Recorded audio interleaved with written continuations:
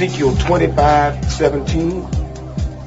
The path of the righteous man is beset on all sides by the iniquities of the selfish and the tyranny of evil men. Blessed is he who in the name of charity and goodwill shepherds the weak through the valley of darkness, for he is truly his brother's keeper and the finder of lost children. And I will strike down upon thee with great vengeance and furious anger those who attempt to poison and destroy my brothers. And you will know my name is the Lord when I lay my vengeance upon thee.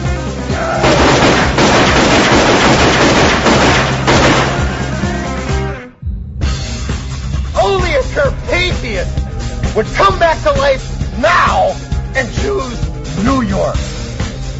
Tasty pick. Bonehead. We were every bit the first. We live, we breathe, we sweat, we paid the price to be the best. Never been about the boys in the office. The boys that have gone out there night in, night out, doing everything they could to be the very best at what they chose to do in their life. Those boys are here tonight. Well, I must have been away too long because my feelings are dead. I feel no remorse. I only am who I am because I was born that way. I have a gift, and I'm trying to not be selfish about it, but to use it. My job consists of basically masking my contempt for the assholes in charge. And at least once a day retiring to the men's room so I can jerk off while I fantasize about a life that doesn't so closely resemble hell. It's my house, and if you don't like it, get the fuck out. Grab a dog! I choke him! And I kick the shit out of him! And I all day long I put up a dog's ass! Just bang, bang, bang up his ass! That's my pleasure! Go back to bed, America. Your government has figured out how it all transpired. Go back to bed, America. Your government is in control again. Here you go, America. You are free to do as we tell you. You are free to do as we tell you. You are free to do as we tell you. Sometimes shit happens, someone has to deal with it, and who are you going to call? Oh, you guys like to tell jokes and giggle and kid around, huh? Giggling like a bunch of young broads in a school. Well, let me tell you, Joe. And boom goes the dynamite.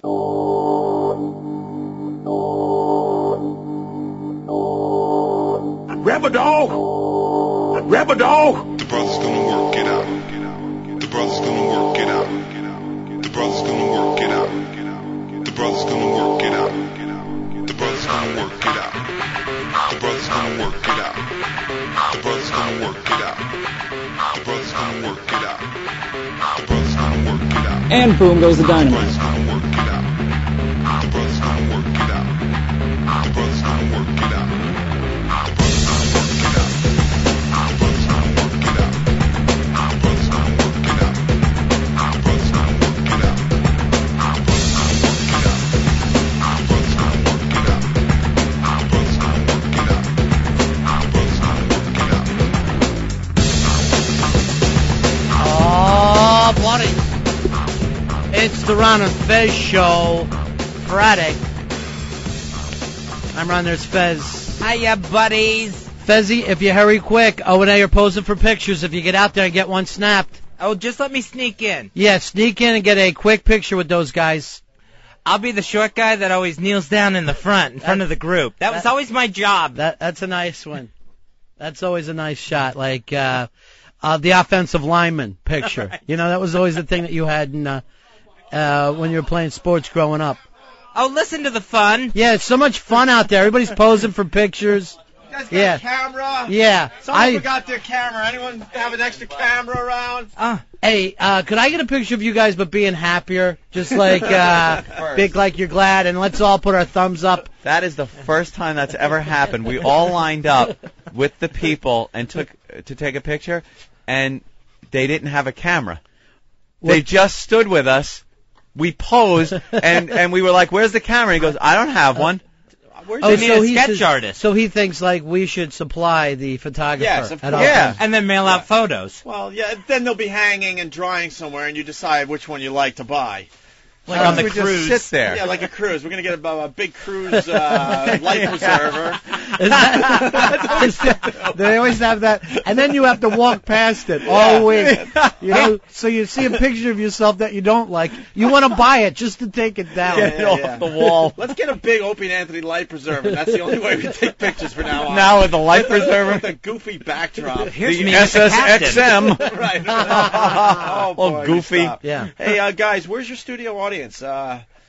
No, yeah, you've got a gigantic one today. No, but there's a trend that has started. The gallery every day. Yeah. And I want to make sure the trend continues for the Ron and Fez show as well. See, we have a studio audience every day. Yeah, I see it, but I feel like a fucking monkey in the zoo when they're just standing there on the other side looking at you. You get It's- used to it after a while. Yeah. It's like 1930s radio. Yeah. Remember they used to bring in a studio. Sure. Remember, Ronnie? Sure. No, we used to bring in. We had real orchestras playing back then. None of these CD players. And a Foley studio. Footsteps. That would have We been need a Earl. horse. Get me the coconut. That would be Earl's job. He would just be constantly acting.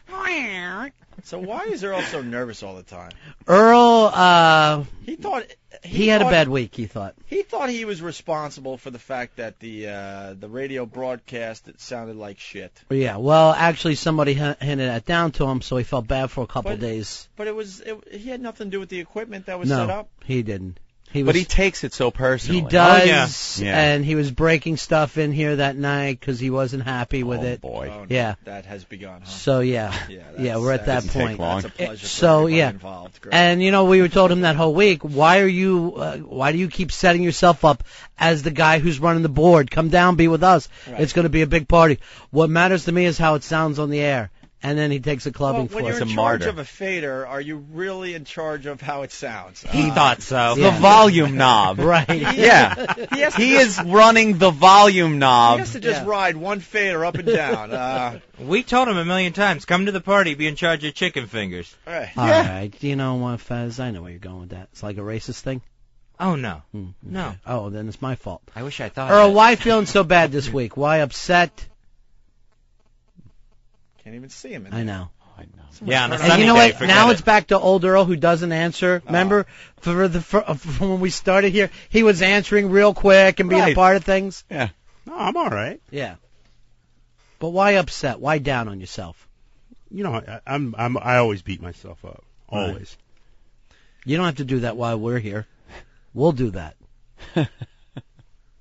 Well, very exciting once again, Earl. It's Thank you. old Earl. That's not the Earl that this is not XM Earl. That's NEW Earl. I am having the time of my life. He was on it for a while. I know. Like He was anything just you asked loving him, it, bam, yeah. he was there Yeah. with it. I want to hear one of the Earl pep talks. One of my favorite things. I'm feeling fine. Give the boys a pep talk. It's the last show for the week. Yeah. What do you got for I 'em? need one. What do Yeah. you got for him? Well, let's kick some ass. Come on. We got the Afro show going. Wow. Wow, that's Yeah. That is tremendous. good. That's old Earl. In a week's time, he turned into the Earl everyone thought he was I originally. know, but I think he's going to shake back out of it. He had one bad show. I'm feeling good. Yeah. What kind of afro would you say this show is, by the way? One of those slow fades, like Kid and Play. What do you got? I'll go retro, like the old Angela Davis. Angela afro. Davis, big, Nice. hairy afro. Who's the best of all time? I give it to Dr. J, the flying afro. Flying afro, yeah, that was a good one. Yeah, The ball would get there, his face would get there, and then here would come the fro, just coming in real slow after him. I would have to go with the Oscar Gamble myself. Oscar was a good Gamble, one. not a bad look. With the baseball cap on. Yeah. Try to pull that one off. Well, I know for a fact that he bobby pinned that thing up there. He bobby pinned the cap on. I was going to go Artist Gilmore. Yeah. We'll go back to the old ABA days. Yeah, he was good. Wow. All right, well. Yeah. You guys are off? Yeah, done for Skating the away. week. I got the big well. Yeah, the well. Not because of you, Ronnie. Yeah, because of Earl. Because of, I just want to make sure it's clear outside now. yeah, we were just, It's getting a little hot in here. Because let me tell you, it would have been the elevator ride down, Right. the walk to the garage, Yeah. down the sidewalk, and Yeah. I just ain't ready for that shit. Well, when I heard them all giving you the how do you think of this stuff, How do you think of it? Ronnie is a son of a bitch, man. we got some fans that were watching the show today, and they're talking to us after we walk out because they're right there by the door when we walk out. So they're talking. Ronnie comes up and starts asking the same questions that they're asking and acting like them. Yeah. Don't you like to get this one, though, when you're on the street and they ask you where your partner's like, where's Opie? Yeah. Hey, where's Opie? See Anthony at 6 in the morning. And, I don't know. Well, actually, this is a treat. I get to see him past 11:05. I know. This is the longest we've seen each other in years. Is that right? You guys hanging out. Yeah. For me, I open up the apartment door. There's Watley standing there. The fear's back. Can I talk to you? The fear is back. Palpitations. Do you guys go to each other's cribs? I don't go to his place. I don't go to Retard Island at all. But he shows up. I haven't seen Anthony's new place. The phone rings off the hook. I'm out in Great Neck. But I haven't been invited. Just take a left when you stop seeing black people. I know that area. Every time, and if you see mezuzahs on every door, that's my neighborhood. Are you taking this to heart, Ope? No, I don't give a fuck anymore. Oh. He's sensitive. I found this out from. No, not anymore. No, because you've held Sensitivity has left me, really. You've held a grudge against us because you thought we stood you up for dinner. And I said, Baby King. I had to send him Big Ziti to his house. I'm like, here, I hope everything is okay. I was feeling good. I'm like, hey, we had a really nice appearance at BB King's. Right. We're all going for Italian dinners. Right. Stupid me, I thought it'd be at the same place. Well, we were in the same kind of thing where 100 people were walking down the street together, and then we all got confused. So you didn't hear me yelling after you? Yeah, I heard that. That was after the BB King's gig? Yeah. Oh, yeah. Because I took off, too. You went off with Paulie. I left with Paul. But see, that's what I was trying to get away from, the Paulie type situation. Yeah, good job. Where, you keep moving, just keep moving. So instead of having you guys with some nice, intelligent conversation, right. And I'm not even making fun, I had to sit across from Club Soda Kenny, kissing my ass all night, going, "You were terrific tonight. Can I have another meatball?" And so handsome. All right, Kenny. That gets old really fast. We were just signing pictures in baseballs. Yeah. By the way, that's your gig, right? What's that? Ron and Fez sign baseballs. Yeah. Anthony and I, we don't sign baseballs. I don't like the baseball signing it. Pain in the ass. Is that right? Yeah. People put it up on the mantle, though. It's a nice thing. Is that what they do? Yeah, you put it up next to like a Don Drysdale or something, and suddenly you got the Ron and Fez. Yeah. I keep just turning the baseball, trying to find a comfortable way to sign it. And guess it doesn't what? change. It just never changes. It's a sphere. You need something flat. You need to sign Rubik's Cubes. Right. You need a flat thing, but you're looking for it. You keep turning the baseball. Guess what? It never happens. No. Wiki's going like this. I heard you guys wanted Rubik's Cubes. And there. It's gonna be. I want you to take a look at these. Cases are going to be in here tomorrow, overnighted. You mentioned Rubik's Cubes. Jesus. All right, guys. All right. And by the way, I loved the orange juice segment yesterday. With Paulie. With Paul. Fez has, you know what? Actually, I got a lot of negative email about you, Fez, for calling you the orange juice diva. Because people, I think they relate more to the guy who brings the orange juice than the guy who doesn't get his orange juice exactly the way he wants it. You gotta keep these bastards in line, and that's the only way. They only understand one thing. Like a dog, you gotta smack him on the nose with the rolled up paper. Or make him drink 2 gallons of orange juice. And vomit. It was too frothy. Wow. It was way too frothy. He got it blended. I like ice in my orange juice. He went and made it into a smoothie. He made it all Today I got it right. I like when he said... That's Bobby. My favorite part yesterday was when he said, he goes, but it's always, something different with you. It's with ice, it's without, it's that. It's like, no, you keep bringing it different every time. Every fucking day. He wants it the same way. And I know he's put his balls in there. I know he has. Oh, yeah. But that's what made it frothy. My favorite call out of that was some guy calling from out west or something. He's like, where the hell do you guys live where there's a $5 orange juice? Yeah. New York City. How about water for $4 a bottle? Yeah, isn't that nice? Great place to live. Hockey games, $4 now. Oh, it's insane. Everybody's crazy. $4 for water at the hockey game. Yeah. It's wonderful. Right. Yeah, you gotta have it. Well, kids, you guys have fun on your little program. All right, today. have a nice weekend. Enjoy the private plane. Yes. There they go. Teterboro. And they're out of here. They copter over to the airport and off they go. This is really awkward when you have to to leave when they're still in It really is, yeah. You don't know what they're going to say as soon as the Yeah. door closes. All right. No, hey, only the best things. Only the best things. Huh?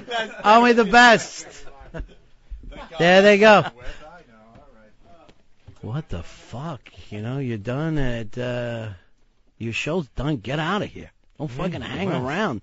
What kind of ego is that, though? Oh, there's a light on. I've got to stay. I've got to be part of it. Love me, love me, love me. I know. Hey, everybody. Is this mic on? Listen to me, then. God. Give it a rest. It's a weekend. Go have a life. Put on your solid gold rollerblades and head back up to the Upper West Side for high tea or whatever you do with those people. Run back to your models. Jesus. Some people got to work. I know. It's true. But Fez and I, what are we? A couple lunch bag guys, couple of hard hats in here. That's us, the blue-collar radio host. Yeah, that's it, the blue-collar tour. Yeah. Blue-collar radio tour. We're working stiffs. Yeah, we are. And you know what? I do want to make a little money here today, Fezzy. For the first time in a month, can you give us a winner? Can you pull off a winner for us? I can give you a guaranteed lock of the week. All right, Hope. Before you do that, you got your intro, Fez. The Ron and Fez Show presents... Who doesn't enjoy a football game? Now here's something your fancy ass can't screw up. Hey, it's Fez Watley's Lock of the Week. Hey, it's Fez Watley's Lock of the Week. Here comes the big flamer. Can't we change that thing? Who made it? Oh, Harry made that to make fun of you. Yeah, that's Harry's little shot at me. Yeah. He had to drink orange juice today. It's Fez Watley's Lock of the Week. I don't appreciate it. All right, Lock of the Week. Here we go. Here's how you make money this weekend. Yeah. Been reading up on this story all week in the sports pages. Out of Arkansas, the new quarterback that they're using, the redshirted freshman, Casey Dick, starting this week, in for Johnson. That's according to Coach Nutt, up against the Gamecocks. This week, I'm taking the Cocks. I like the University of South Carolina this week. Now, are you just taking the Cocks as a joke, or do you literally think this could win? I really think this could win. Yeah. South Carolina, they've won 3 in a row. They just beat Tennessee, and they're getting points against a really bad 2-5 Arkansas team. All right. They're on the road. They're getting 4 points. Take the Cocks and 4. And that is my Lock of the Week. All right, Fezzy. I don't know whether you're doing it just as a funny little gimmick because I know it made you laugh the other day. And now I don't know whether you're serious or not. When I finally quit laughing, I'm thinking, hey, there is something to this game. As I read more, because I read the story over and over again, telling people about it. That's Fez Watley's Lock of the Week. Fez Watley's taking the Cocks. I like Cocks this weekend. This weekend, every weekend. So I guess, from what I understand, a lot of you guys are born that way. South Carolina, take the points on the road. All right. It's just, we can't call it a lock anymore. It so rarely comes in. Oh, this is a lock. And your guy, Mark Lawrence, really didn't do much better. No, he shit the bed last weekend. All right, here Bobby comes in. Bobby keeps an eye on him, and Bobby's actually lost money with him before. So if you're a South Carolina fan, you are screwed. Who is that? Spurrier's team? Yeah. Yep. How are they doing overall? Let's see. It's like Spurrier dropped off the face of the earth. He leaves the Gators. He has a terrible time in the pros, and he's just not a big name in college sports anymore. You know, no matter how the team's doing, he's not that big name. Bobby, how did last week go? Mark Lawrence, I did well because I bet against Mark Lawrence is what I tried to do. That was my strategy last week because he went 3-7-1, so I went 7-3-1. That's terrible. That's a bad week. But here's what I want you to do this week, Bobby. I want you to stay here. By the way, great job with the orange juice today. It's just perfect. It's the right size. It's got crushed ice in it. You've moved into the number 1 spot, and I'm glad to see you seated so high. Earl, you heard what O&A said. Go back to being XM Earl. Confident Earl. I have all the confidence in the world. I'm feeling pretty good. I know you are. You've got our backing, and you know who else is backing you got? Don Wiki Wicklin. Yes, he expressed that to me. Said to me and Fez both, this Earl is the best move you guys have made yet. Really? Matter of fact, he said, the only good move you guys have made yet. And then he said, I don't get you, really. He goes, I know some people find you somewhat entertaining. I don't get you personally. Doesn't mean that we're not here for you. But you, best thing we've done yet. You've already won Wiki over, Earl. I appreciate it. Now, here's what I want you to do. During the Mark Lawrence interview this week, every time he says football, just a little knock like that, because the guy says the word football a lot. Okay, that could be done. Not a big... No, I know. So he hears Don't start it. clanging it like it's supper time. Yeah, and then, the guy starts yelling at Fez suddenly. Mark Lawrence, 3-7-1. Fez, it's hideous. I had such a bad football weekend between the Mark Lawrence stuff, my own lock of the week, and my Buccaneers just crapping themselves in San Francisco. And then your grandmother died, and you went on the air, and you had to leave, and your dad was retiring. That was in March. I heard all that. It was very sad. All right, is he coming in yet? I tried to set it up there. Here is Steve. Steve, you're on Ron and Fez. Yeah. Oh, now he left. Maybe that was Mikey. I don't know. Here is Scott. Scott, you're on Ron and Fez. How are you, buddy? Hey, what's going on, guys? What can we do for you? I wanted to ask Fez if he's seen that movie, Two for the Money. No, I haven't seen that one. You haven't seen it? Well, go watch it. Tell Lawrence to stay off the bicycle in Central Park. All right, let me check. Bobby, you saw the film, right? I saw that train wreck of a movie. It was horrendous. You didn't like it? It was a very bad movie. And it wasn't even good, like those ESPN, those TV movies, which are... Like when he did Pete Rose? That was hysterical. It was so unintentionally funny that it was such a great movie. And the Dale Earnhardt one, Daddy, I just want to race. Like, the quotes, it's so quotable that it's hysterical. Those things were actually said in real life. No, I understand that, but sure. It's just very fun. But you don't like this one? It was... Some of the things were kind of funny, just based on a gambler's mentality, and it was kind of interesting, but... It didn't do it justice. And all right, I'll wait till it gets to DVD. By the way, let me thank that guy for the DVDs. I told you to stay on that, Harry. Bobby, you're on Ron and Fez. Hey, Bobby. Hey. Yeah. How you guys doing? Good. Good, it's Dave, anyways. It's not Bobby, but that's all right. Close it up. Hey, guys, first of all, Harry, how does this get up as Bobby? I take Bobby off the phones for 2 seconds and talk about shit in the bed. Harry was dreaming about Bobby when he typed in the name. Dreaming about Bobby. And he typed in Bobby instead of Dave. What a mongoloid. Go ahead, Dave. Fezzy, you can give up cock for 1 weekend. Take Notre Dame as your lock of the week. Notre Dame playing Tennessee. You're going with your buddies to watch that game, right, Fez? Yeah, Eastside Dave and Mikey Boy and Irish Alky. That looks pretty good to me. I think if it was the spread is 8 points, Notre Dame favored at home against the Volunteers. I think if it was 7, I would have been all over it. 7. It's you have to. It's not. It's just that extra point. When they made it 2 scores, yeah, that makes it too rough for me. I don't know, Fezzy. Well, you could just buy the point. You remember Jesus is Catholic, and he likes them. He likes them. All right, this is from a guy sent to us, sent to me, Fezzy. I'm going to tell you the truth. Uh-huh. It's the way that you are right now. This is his name, Marston? Mm-hmm. Marston Gate in England. Fez heard me talking about extras and how I'm a big fan. So he sent me the extras. DVD is already out there, even though it hasn't run all the way on HBO. And then another film that's on here. But here's what I don't understand. Spaced. That's another English comedy. But are their DVDs run differently than ours? Because he said there may be some problem. Yeah, I think for some reason, their DVDs wouldn't work like in an American DVD machine. First of all,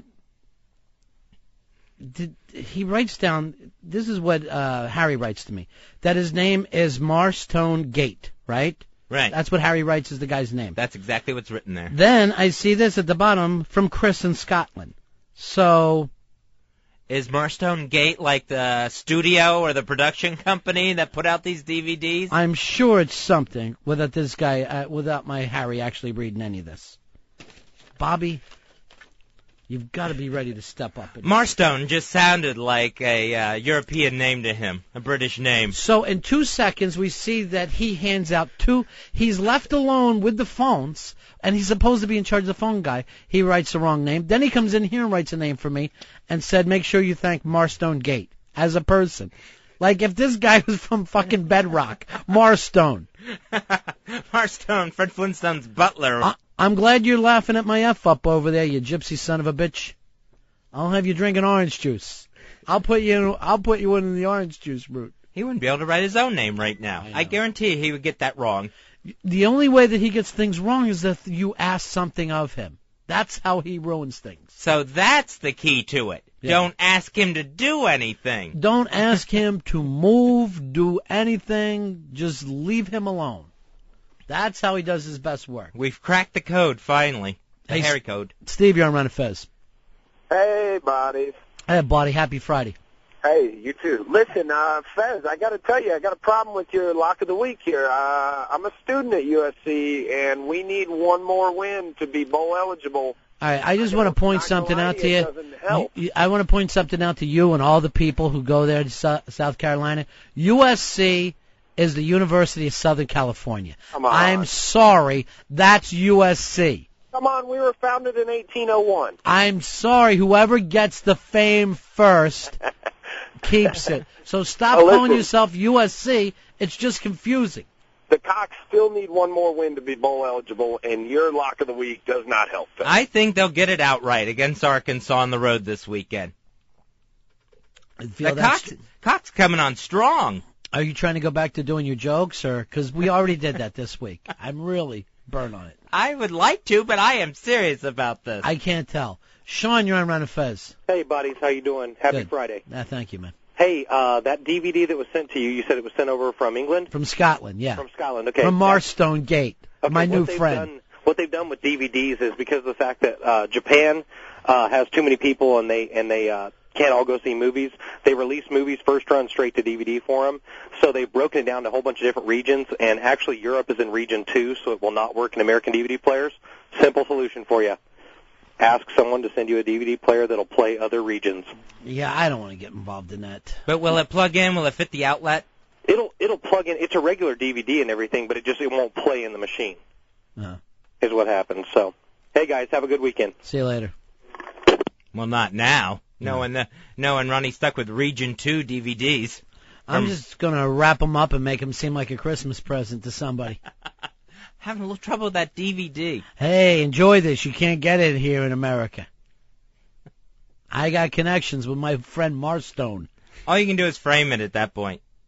He goes out of his way to make us look bad every chance he gets. Well, that's his job as a producer. Not to make us look good, but to try to make fools and buffoons of us. Doug, you're on Ron and Fez. Yeah, for the guy who was from South Carolina, yeah. Not only is USC Southern California, but whenever somebody says Carolina, they mean UNC, not South Carolina. You know what? And even the state. It's time for that state to go, we don't need a North and a South, because, let's face it, people don't pay any attention to South Carolina. When you say Carolina, you always mean North Carolina. That's right. I lived in Charleston for 2 years. And Which one is that in? That's in South Carolina. But whenever people down there would always say Carolina this, Carolina that, talking about the Gamecocks. Yeah. And I went to North Carolina. I'm a Tar Heel. And you're 100% correct. If you say Carolina, you mean the Tar Heels. You are 100% right. When you ever say Carolina, you mean the Tar Heels. Absolutely. That's right. Totally. Yeah. Yep. You don't think of anything except for Hootie when you say South Carolina. If I say Carolina, Fez, I mean North Carolina. I know that to be true. Thank you. Here's Drunk Mick. You're on Ron and Fez. What's up, guys? Drunk Mick, I'd love for you to meet Fez's friend Irish Alki. I think it would really, He's probably from Boston, too, right? I don't know. All right, I just wanted to mention, you guys said Spurrier fell off the map. You guys see yesterday he said that he thought ESPN should just call all college football teams good and shouldn't analyze past that. Spurrier's an idiot. And it was really great after living in Florida for so long, where he was set up as a god, some kind of a hillbilly god down there. When I got to D.C., and the people of D.C., to their undying love for me, hated him. Hated him like he was poison.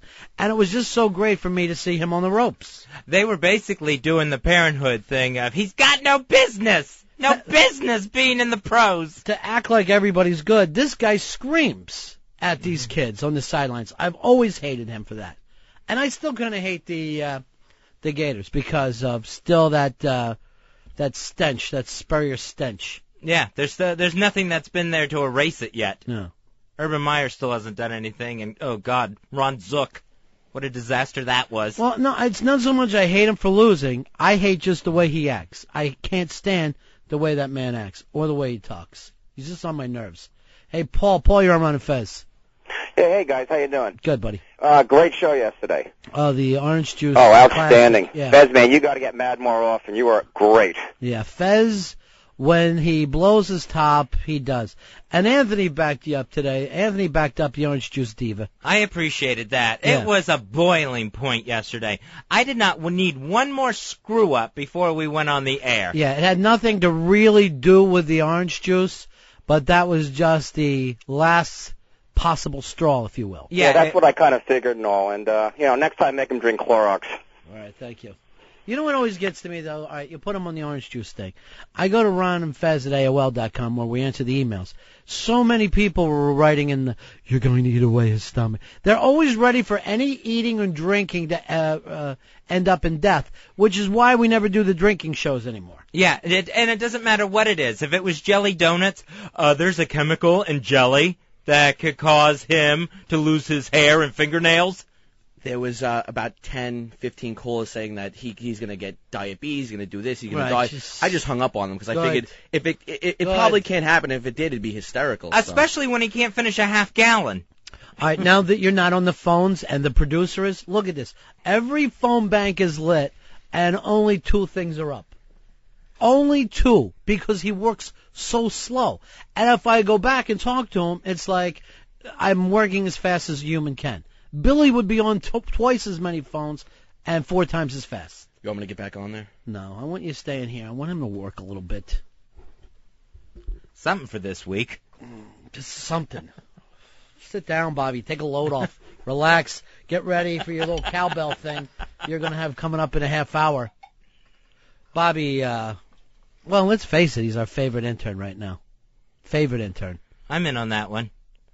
Paulie just dropped the ball. But I think he got the orange juice wrong on purpose because he wants airtime, I think, now. It's not going to happen for him anymore. Yeah. No, he didn't even get to go get the orange juice today. Bobby went and got it. Yeah. And got it perfectly. That's how you like it with ice? Yeah, and you know what? I'm going to go out of my way here to say just the right amount of ice, too, on top of everything else. How'd you pull that off? I got a little extra. Just because I know that it's hectic before the show and you have to run around and do things. And if you have a little extra ice, it'll make it a little extra cold. And, I have a sweating problem. You know that, and you don't bring it up like a gentleman. He's smart.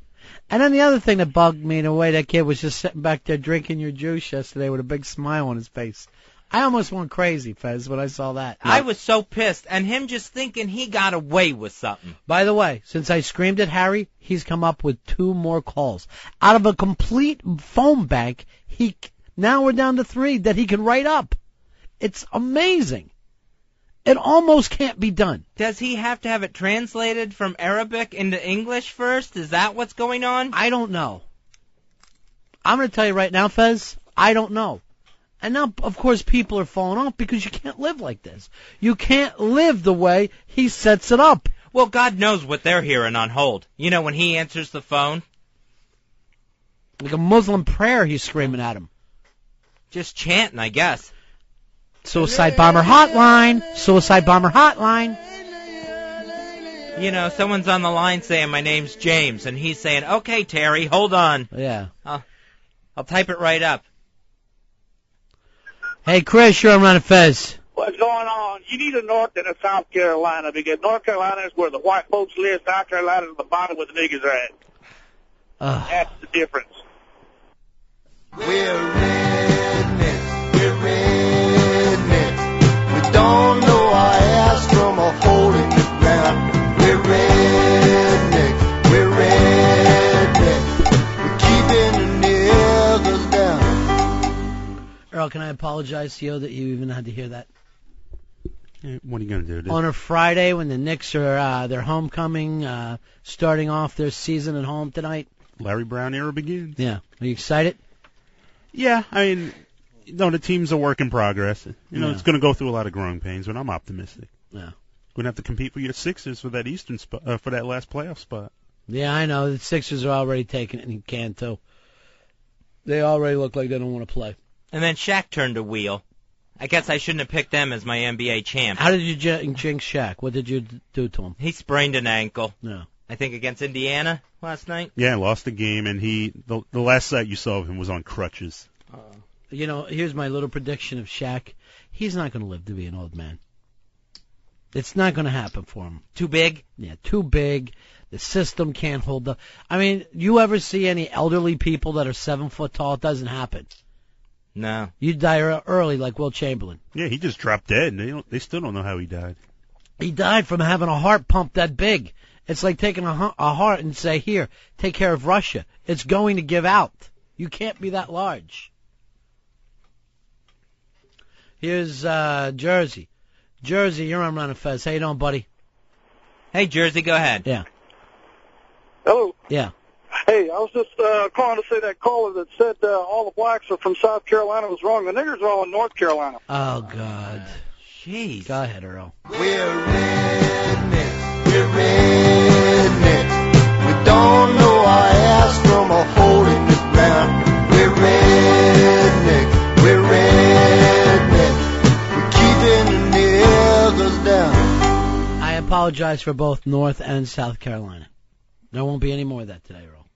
It's sad because I got people in North Carolina. I know you do, and I know. Oh, well, that settles the argument then. I know what kind of people you have there as well. So sorry what happened to Michael Jordan's dad.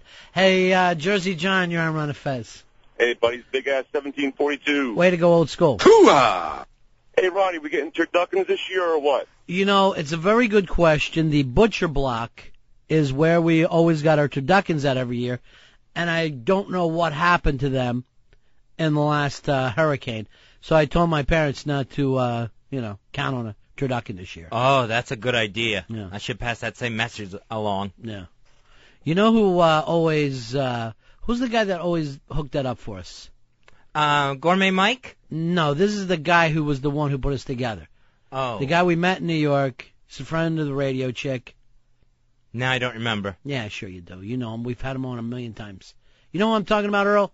I sent you an email from him early on. He's friends with Joyce. God, names are off the tip of my tongue, too. Took Stalker Patty on that show. Driving me crazy. What, are you acting like you can remember, Bobby? No, you don't have it. No. You've been with us 5 minutes. You've been with us 5 minutes. You're trying to recall something. Yeah. I am not taking any calls from North or South Carolina. I'm not going to put up with it. We can't do it.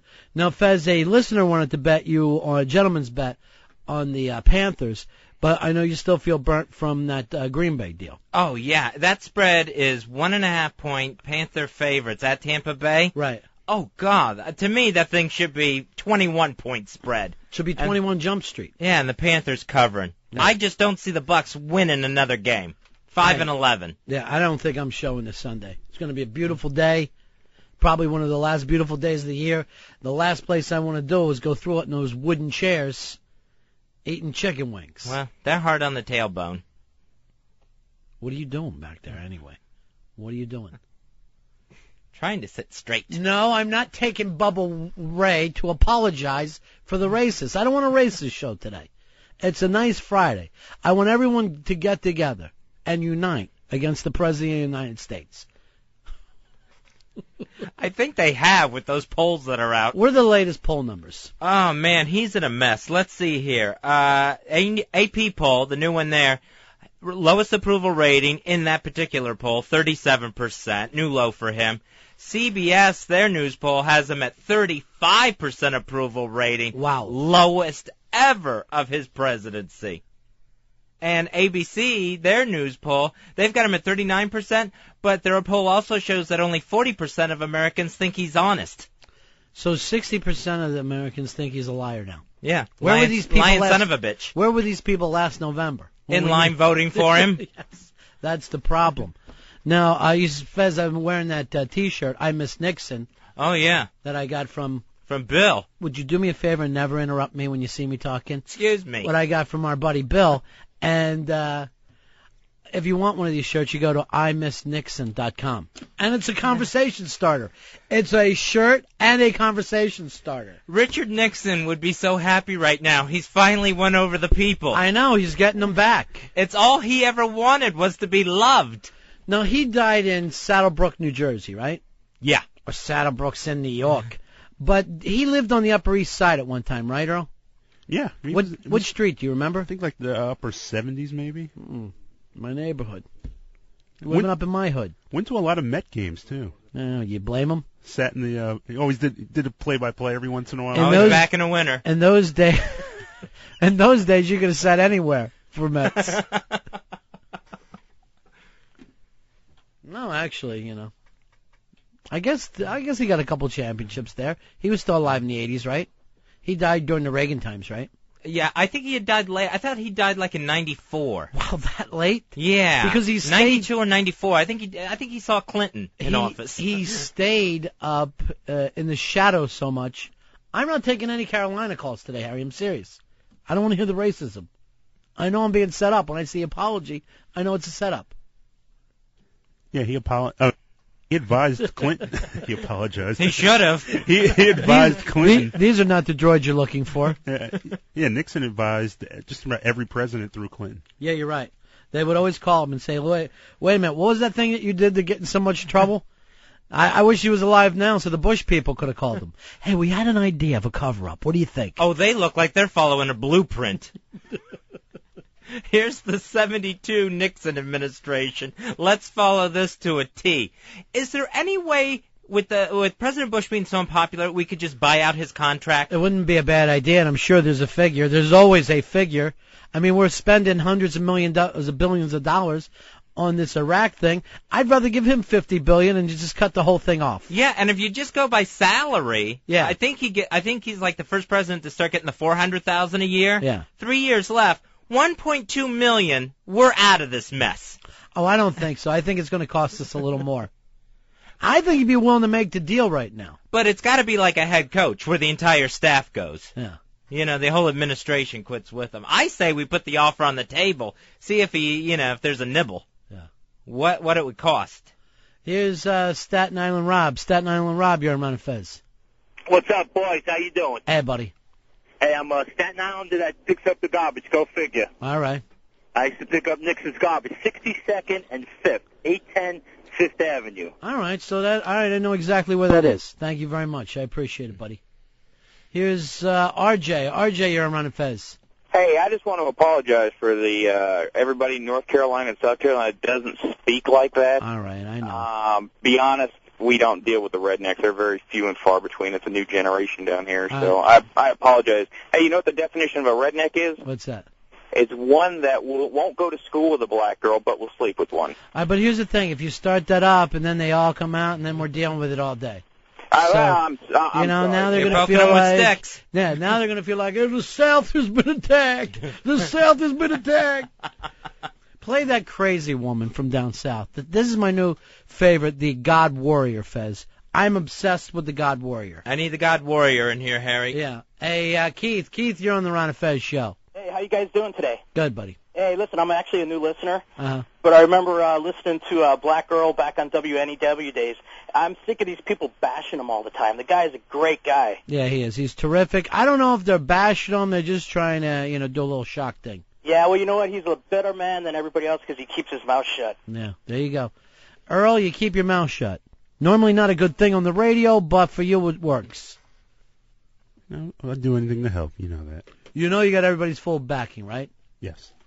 Even Don Wicklin, genius programmer of 202. That's nice. You got corporate backing, Earl. You got corporate backing. No, you're the only one that matters, though. You guys. Oh, is that right? Yeah. Oh, now I feel all cuddly. That's adorable, Earl. Yeah, it is. No. Why can't you say stuff like that, Bobby?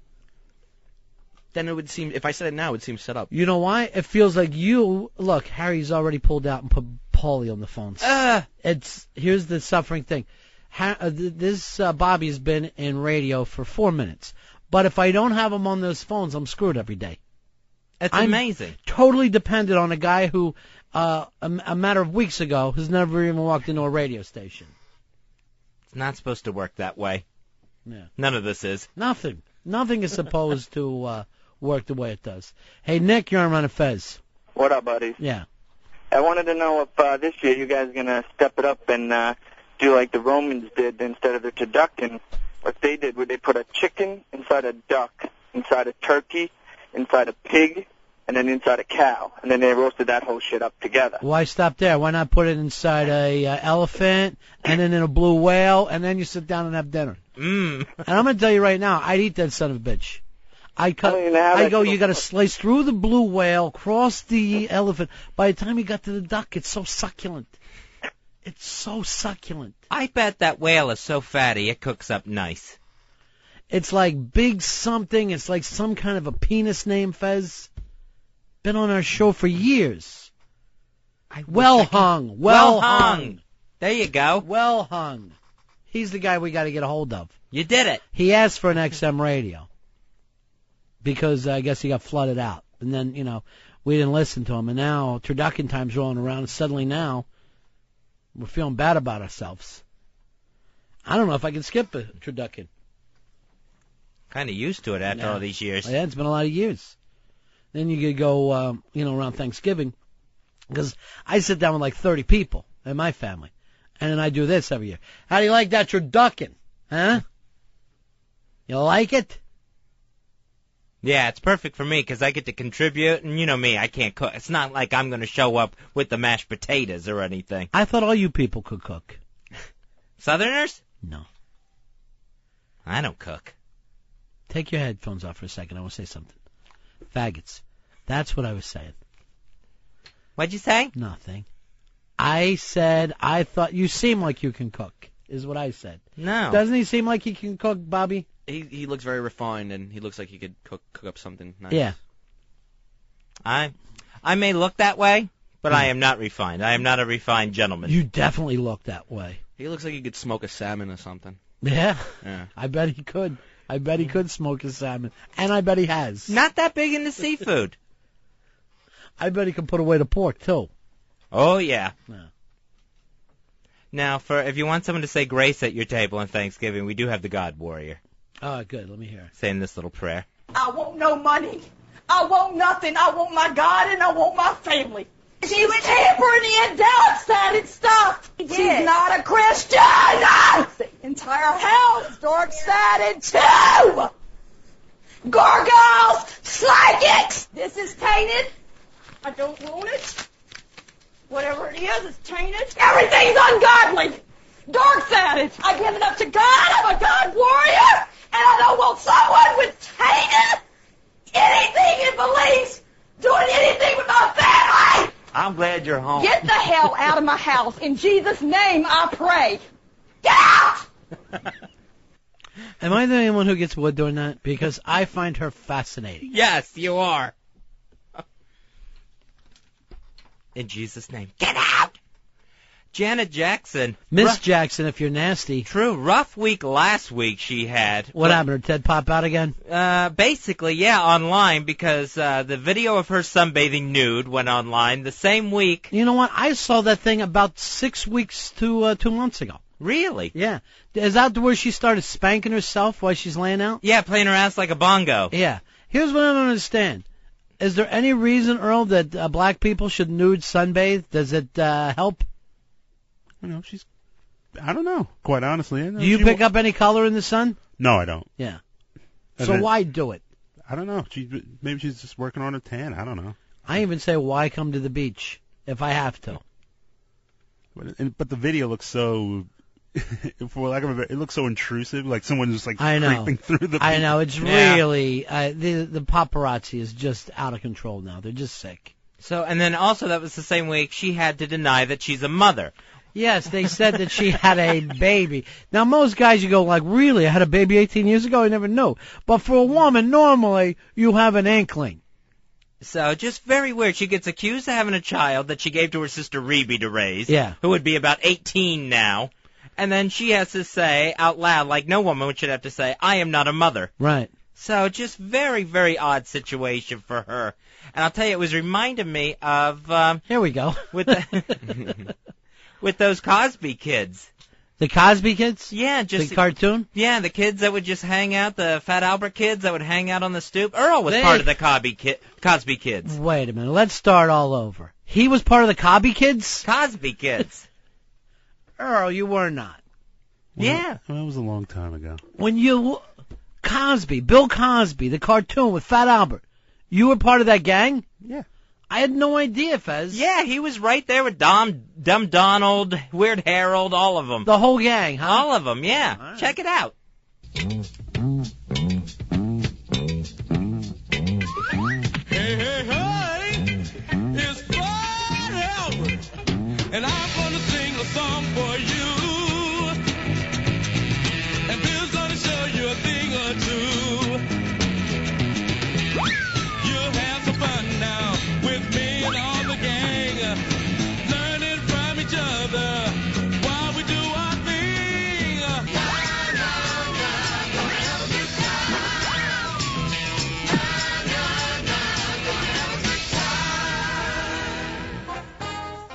Hey, hey, hey!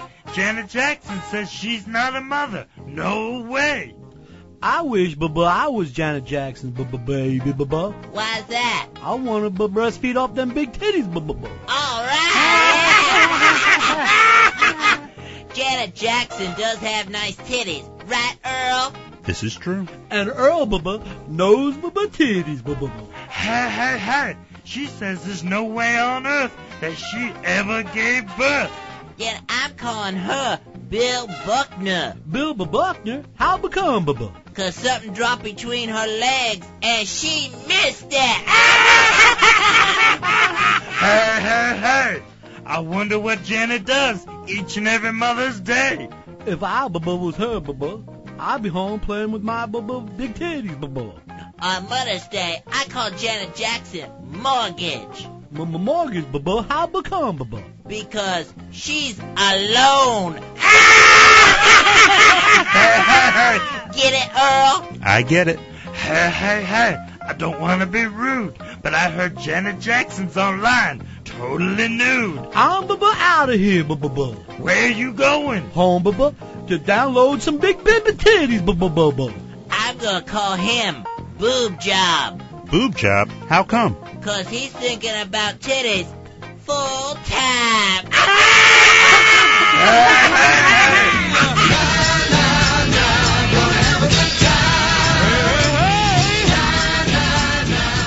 This is Bill Cosby coming at you with music and fun. And if you're not careful, you may learn something before it's done.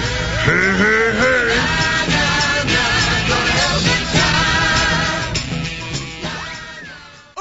Ron and Fez. XM202. NHL game play-by-play on XM. The NHL is back and in full effect. The puck has dropped and XM Satellite Radio has comprehensive coverage of NHL games. Throughout the season, you'll be able to catch over 1,000 NHL games, from the fast-paced regular season action all the way through the hard-fought drama of the Stanley Cup playoffs. It's the NHL on XM. XM Satellite Radio NHL game play-by-play can be found on channels 204 through 209. That's channels 204 through 209. Check out the NHL action as you will be able to hear your favorite teams play night in and night out, until finally one team will hoist Lord Stanley's Cup. It's the National Hockey League on XM Satellite Radio. From Tampa Bay, Florida to Vancouver, British Columbia, NHL game play-by-play right here on XM Satellite Radio. The NHL on XM, channels 204 through 209. Governor Howard Dean, I believe you said President Bush can't hide the salami when it comes to Harriet Miers. If ever there was a left jab comment, what exactly did you mean? Chris Matthews says, well, what does that mean? What I was thinking of was a three-card Monte game, but it kind of came out, hide the salami, which I understand now is a phrase that is perhaps less than polite. Let me tell you something. I've tried to hide the salami many times and failed miserably. Left Jab with Mark Walsh and David Goodfriend. 10 a.m. in the East, 7 a.m. in the West. XM 152. Artist Confidential. XM premieres Artist Confidential with Herbie Hancock this Monday. If you make a mistake, play it twice. You know, that works. Usually the second time you play it, it actually fits wherever the chord is by then, you know. Herbie Hancock on Artist Confidential. This Monday at 6 p.m. Eastern on XM Live. Real jazz, watercolors, and beyond jazz. Artist Confidential. Revolutionary, exclusive music programming from XM.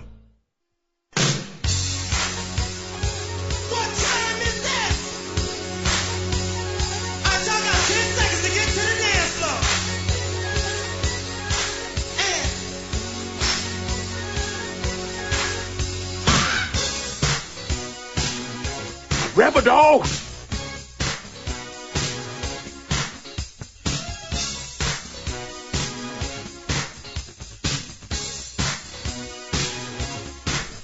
Buddy. Coming up, we'll do a little sports gambling today with Mark Lawrence. He's from theplaybook.com. He says the term football quite a bit, so today, Bobby the intern will have the cowbell just give the one shot, just one, every time he says the word football, Fez. Try to keep up with it. So we'll see exactly how much cowbell we get during this. And hopefully your boy, Frothy Orange Juice, will have my slice back, so I will be enjoying the slice while you're talking to Mark Lawrence. That's my dream. Anyway, that's my dream this time. Well, in a perfect world. Yeah. And then you'll know that I've wrapped up my slice when you hear Fez wrapping up. Fez, when you see me just working the napkin across my mouth, you know it's time to pull it down. That's when Mark Lawrence gets the thank you, Mark Lawrence. Yeah. For being on this week. Hey, Derek, you're on the Ron and Fez show, buddy. Hey, Derek. Hey, what's up, man? What do you say, buddy? How y'all doing? Good. Hey, y'all got a great show. I listen to y'all every day. I'm a truck driver out here. But I heard y'all earlier talking bad about Bush, and I had to call and voice my opinion on it. You're part of the 35% who still back him up? I'm part of the 35%, yes, sir. Why do you have this love for him, Derek? I'll tell you why, man, because I know that, the lies and all of that took place. I understand that. But every president in office has lied over a period of time. Right. The main problem that I'm seeing is that this guy that we took out of office over there, Saddam, was an asshole. And there's no denying that in any way, shape, or form. Well, then why don't we take out this asshole, too? Anybody who lies that to us, we ought to take out, right? Well, hey, but there was the weapons of mass destruction in a sense if you consider mustard gas and that type of stuff. No, we don't. That could kill people. We would consider weapons of mass destruction stuff that could kill us. That's the way it was sold to us. Well, I'll still back them, though, regardless. I know you will. All right. Regardless. All right. Enjoy yourself, buddy. When you got to throw in the word regardless after you say you like somebody. A lot of people lie to us. So off you go. Jonathan, you're on the Ron and Fez show. How you doing, buddy? Hey, what's up, buddy? Hey, buddy. Hey, actually, you were talking about Nixon before. It was actually he lived in Saddle River, which is a little bit north of Saddle Brook. Oh, okay, Saddle River. Yeah, I mean semantics, but my dad actually did work in his house. My dad puts in like mirrors and shower doors and stuff. Now, Saddle River's in New York? New Jersey. Saddle River's in New York. Saddle River. There's Saddle River, New Jersey, right? Saddle River's in the... I'm trying to do the little sketch from Basquiat, but nobody will hop in and help me. You were almost there, brother. All right, thanks. What was Nixon like? My dad didn't... I don't even know if he was in the house when my dad did work. I just thought it was cool that he actually he got to see his couch, at least. Yeah, Say that. If you don't get to meet a famous president, Fez, as long as you get to see their couch, I would be just as happy. And maybe just sit on it. All right, it's... I'd have to run a quick one on it. It's Friday. Time to talk a little football. What's the big game for you on Sunday, Fez? What are you most looking forward to? Well, the big game this weekend, it's going to be the Monday night game, Ronnie. Yeah. It's the Colts at New England. Yeah, you got to love that game, right? One more time. Yeah. And it feels like I picked the Colts last year as their year. They fell apart at the end of it. Again, it feels like their year. Am I right, Bobby? Yeah, but you don't know. It's Monday night. It's the Patriots. You have no idea what's going to happen. No, you absolutely have no idea. But don't you feel like they'll win the Super Bowl this year? I think they have to. But yeah. Right now they feel like they're just head and shoulders above everyone else. Like they're in that head and shoulders. You're right. Just that one. They're in that upper tier by themselves, and everyone's beneath. I think it's very important for Manning's psyche to win this game because he never got past New England. Yeah, it's true. But, again, you don't want to be a Dan Marino the rest of your life. You want to have that ring. I know Elfish loves Dan Marino. Every time I looked at Dan Marino, even to this day, I think the poor mutt couldn't win the big one. The poor mutt. And I'm going to tell you the truth. I do like Tony Dungy. I would like them to win just for him. All right, Mark Lawrence is on. Fez, time for you and him to talk a little football. Hey, Mark Lawrence, how you doing? Doing just fantastic, guys. How's it going? Pretty good. Where are you at this weekend, Mark? Well, I'm down in hurricane-ravaged South Florida, waiting for the beaches to clear up here. How you doing? Pretty good, pretty good. Mark Lawrence, of course, handicapper. You can check him out online at theplaybook.com, and his playbook is on sale in bookstores everywhere. We were just talking about the Monday night game. The Colts headed to New England.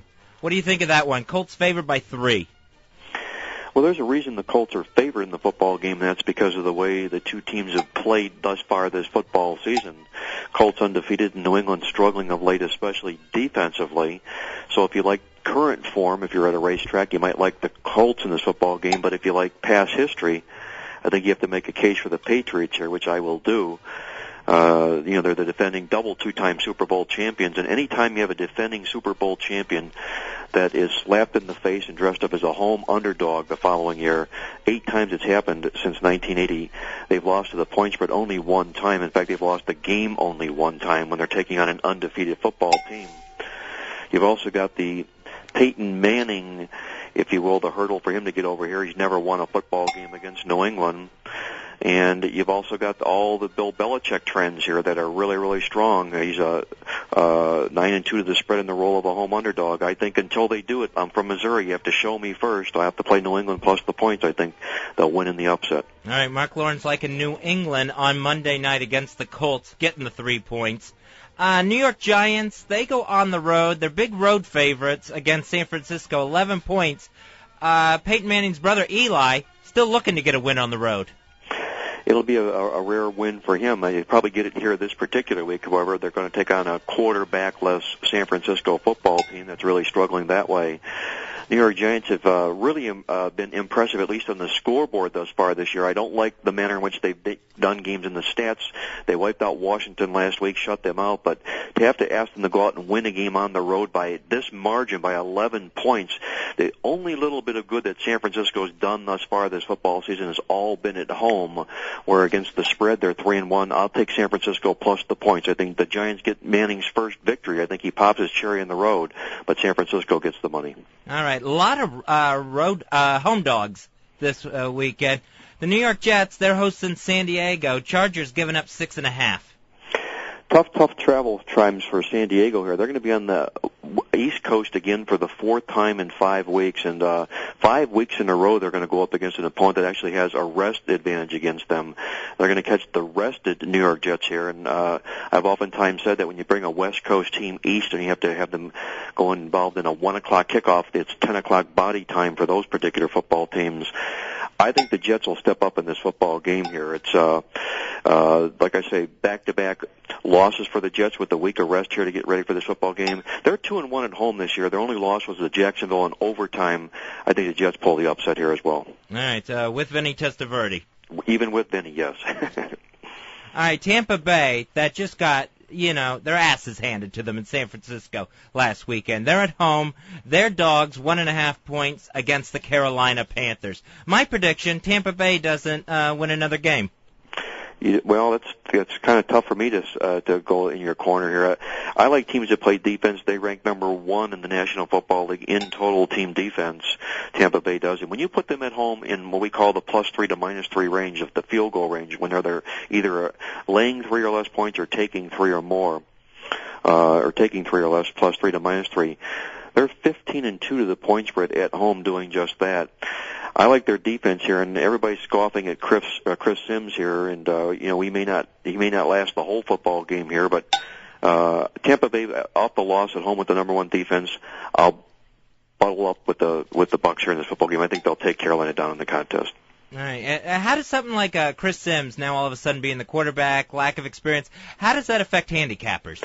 Well, he has a moderate lack of experience because he has been in National Football League games. They threw him in a few times last year, and I think he'll prove well here. He's a very talented athlete, and he's taking obviously the worst of it because Delhomme is obviously the better quarterback in this contest. But whenever you put a quarterback in a situation for the first time in his start, his teammates will rally around that individual. And I don't think they're going to win or lose the game because of Sims. It'll be the play of the other 21 players here. I think Tampa Bay will step up and rally them to victory this week. All right, another home dog. We got Green Bay at home hosting the Steelers. Steelers favored by 3.5. Do we know if Big Ben's playing? Well, Big Ben is not playing here. He won't be in uniform this particular week. He's had arthroscopic surgery on his knee, and he'll be out for at least 2 weeks. That's going to hand the ball to Charlie Batch, the former Detroit Lion quarterback, who's never been all that much in the National Football League. It sounds like we're talking in a time machine. Yes, we are talking in a time machine here, exactly. And it's time the Green Bay Packers won a football game, if you will. They're only 1-6 on the season, but if you look inside the numbers, they've outgained 5 of their 7 opponents in the stats on the field here. They've been a home underdog 10 times since Brett Favre has been the quarterback up at Lambeau. He's won the money 9 of those 10 times, a perfect 5-0 when they're off a loss. I like them here. They beat New Orleans 52-3 their previous home football game. Their only win of the season. I think they can take Pittsburgh down on Sunday as well. They're one of the home dogs I like on Sunday. All right, you're liking some home dogs here, Yes, Mark. I am. I'm a home dog lover. Talking with Mark Lawrence from the Playbook.com. Washington, the Redskins at home, and their favorites against Philadelphia, 3-point favorites. I think it's the most difficult game on the card this week because you need a team psychiatrist to figure out these two football teams. The Philadelphia Eagles are playing more like arena league football right now. They don't run the football at all, and in fact, amazingly, when they played San Diego 2 weeks ago, the combined rushing total in that game was the lowest combined rushing total in the NFL in 62 years. They're having a hard time gaining yards on the ground here. Washington disappeared last week against the Giants in a football game that most handicappers thought they would step in. The first time ever Joe Gibbs has been shut out in a football game. But I think the embarrassment here is more here to Andy Reid. He's been great with Philadelphia when he's been on the road off a loss, 15-4 straight up into the spread. Even without the running game, I think somehow Philadelphia will step up here. If I had to play this game and only with the gun, I would play Philadelphia plus here. All right, let's check out some of the college stuff. My lock of the week, Mark, is the Gamecocks. South Carolina getting 4 on the road at Arkansas. Okay, what I don't like here, Fez, is the fact that Damn it. They're off a big, huge win last week over Tennessee. Probably their biggest win of the football season. And Steve Spurrier's looking dead ahead to you-know-who, Florida, next week. So, right. He may, if he gets caught looking past Arkansas, I think it would be a mistake, given that Arkansas is only 2-5 on the season. But, they have a week of rest to get ready here, and those 5 losses are against teams that were 15-1, their record combined going into those football contests here. I like Arkansas here to save Houston Nutt's job here, if you can say save Houston Nutt's job. That's the case here. Arkansas, well, his quarterback's named Dick. Well, don't get me started. We won't go that way, all right? All right, you got a big college game, Virginia Tech at home, 6.5-point favorites over the Miami Hurricanes. Biggest game of the week in college football, no doubt about that. Probably for all the marbles in the ACC. This is big-time revenge for the Miami of Florida Hurricanes. 4 times in a row, Virginia Tech has laid them out. Larry Coker has never lost a football game either to the spread or straight up in his career with Miami. He's been a dog 4 times. He's won the game straight up in the field 4 times. And in fact, if you look at the 57 games that Larry Coker has coached this football team, he's won 50 of them with only 1 loss by more than 7 points. All good things come to an end, and I think it will for Virginia Tech on Saturday. I like Miami in the upset of the week. All right, you got Penn State. They're at home. Huge spread against Wisconsin, 11 points. They're favored. Amazingly, double revenge for Penn State in this football game, but my goodness, when you look inside the numbers here, take a look at 5 common opponents that these two teams have played. Wisconsin loses the stats against all 5 opponents. Penn State wins the stats against all 5 opponents by an average margin of 281 yards a game. I don't know how Wisconsin is 8-1 in the football season with this defense that they have here. I like Penn State in this football game. They've held 5 teams to season low yards this year. He gets his double revenge here. I think Wisconsin gets exposed. I think Penn State wins comfortably. All right, the Fighting Irish at home, giving up to 9 points now. Started out at 8, I think, against Tennessee. amazing because if this game were played the first week of the season, Tennessee would have been the favorite at Notre Dame, but they're not because of the fact that they're coming in off 3 losses in a row. They were the number 3 team ranked in the country in the preseason polls. Notre Dame was not ranked. That's the nice job that Charlie Weiss has done for the Irish here. Phil Fulmer's lost 3 in a row for the first time ever in his career, but I like underdogs that have better defenses. They have over 100 yards of the better defense, does Tennessee, in this football game. And amazingly, in the last 80 games that Tennessee's played in the month of November, they're 75-5 straight up on the football playing field here. I smell an upset in the football game. I think Tennessee comes alive. I like Tennessee plus there. Okay, and finally, USC, 33-point favorite at home against Stanford. Well, the reason they're a 33-point favorite here, Fez, is look at what they've done at home thus far this football season. In their games they played at home, they have gained over 700 yards in every football game at home thus far this year. And this Stanford football team, I think, is a real phony baloney. They win football games, but they do it with smoke and mirrors here. I'm not an advocate of laying big points like this, but this is a Stanford football team I would want no part of. If I had to play this game, I would back USC as they look to retain their number 1 spot in the BCS polls. All right, and Mark Lawrence, anything you like that we didn't mention? Well, there's maybe perhaps one other underdog in the National Football League side of things this week here. Like you say, there's a lot of live home dogs, I think, in the NFL. And if I took a look, I would have to take a look also here at the Minnesota Vikings. You have to hold your nose, get the clothespin out in this football game. But the fact of the matter remains that 17 times in a row they've been favored at home against Detroit. This is not a vintage Detroit Lions football team by any means. They're a losing team. They're going out favored on the road where they've never, ever fared well here. I think the Vikings, albeit for the few victories they'll have this year, I think they'll get one on Sunday. I would play Minnesota plus there. And it's the homecoming of the fabulous Brad Johnson. There you go, Brad Johnson back in the Dome where he's back home again, once again for the Minnesota Vikings. All right, thank you very much, Mark Lawrence from theplaybook.com, and of course his playbook is in bookstores everywhere. Hey, you guys have a great weekend, okay? Thank you, Mark. Take care. Fez, I don't want to say this often, but that was fantastic. Really? Yeah, just the right amount of pepperoni, grease. Paulie had it here exactly when he started. Oh, you mean your pizza? Mm-hmm. Good, huh? What was that rambling you guys were doing back and forth? I heard the bell going off quite a bit. Do we know how many times he said football? Can you give us an update? 41 times. Wow. That's a new record. Yeah.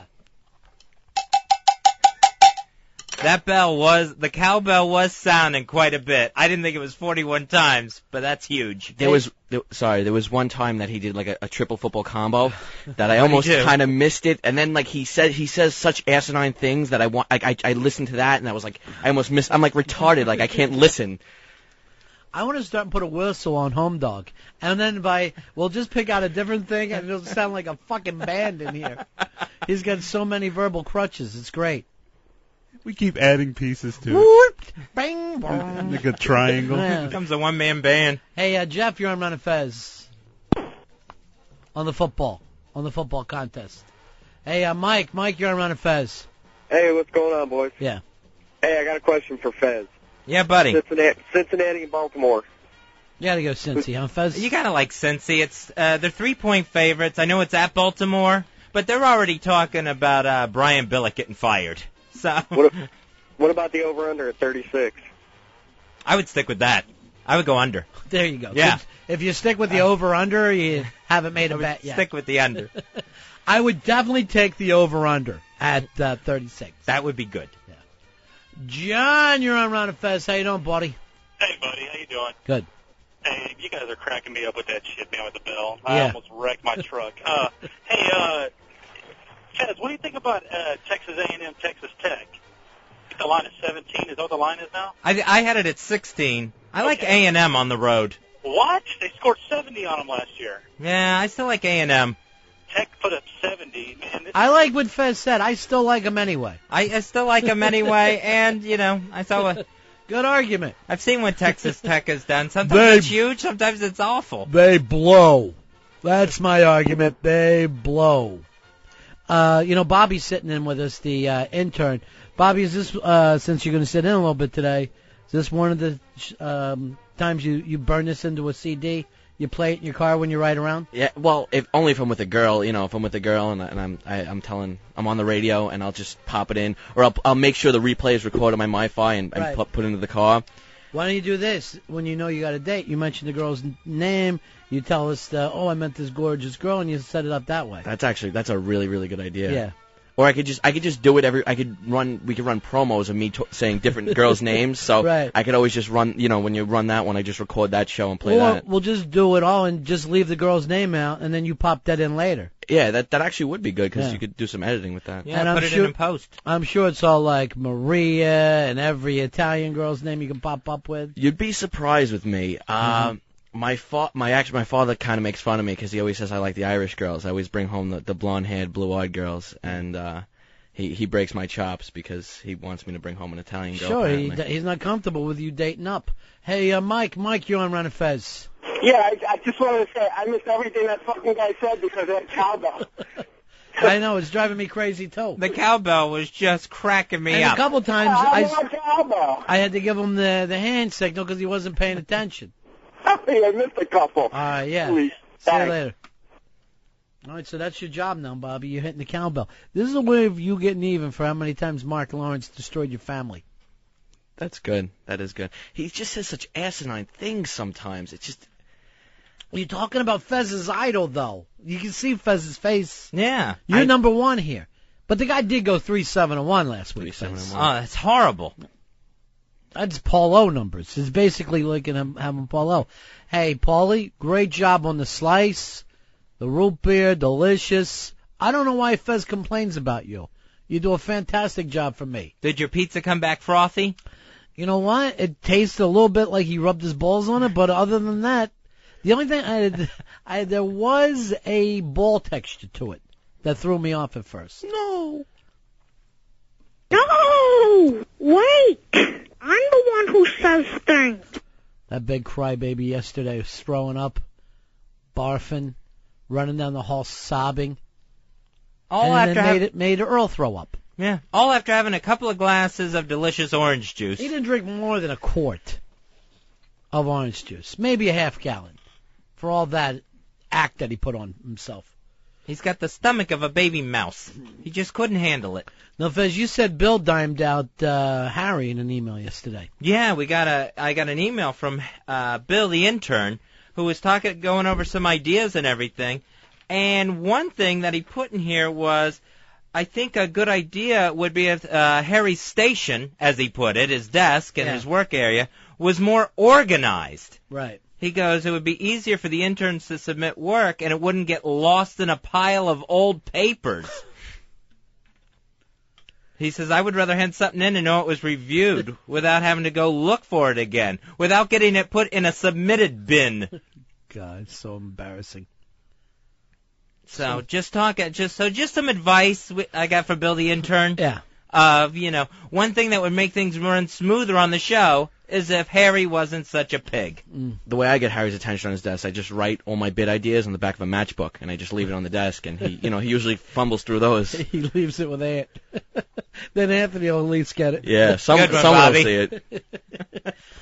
How do you come up with those ideas? What do? You riff them? Is that what you do? That's all off the top of your head? It seems like you're always ready to talk about something.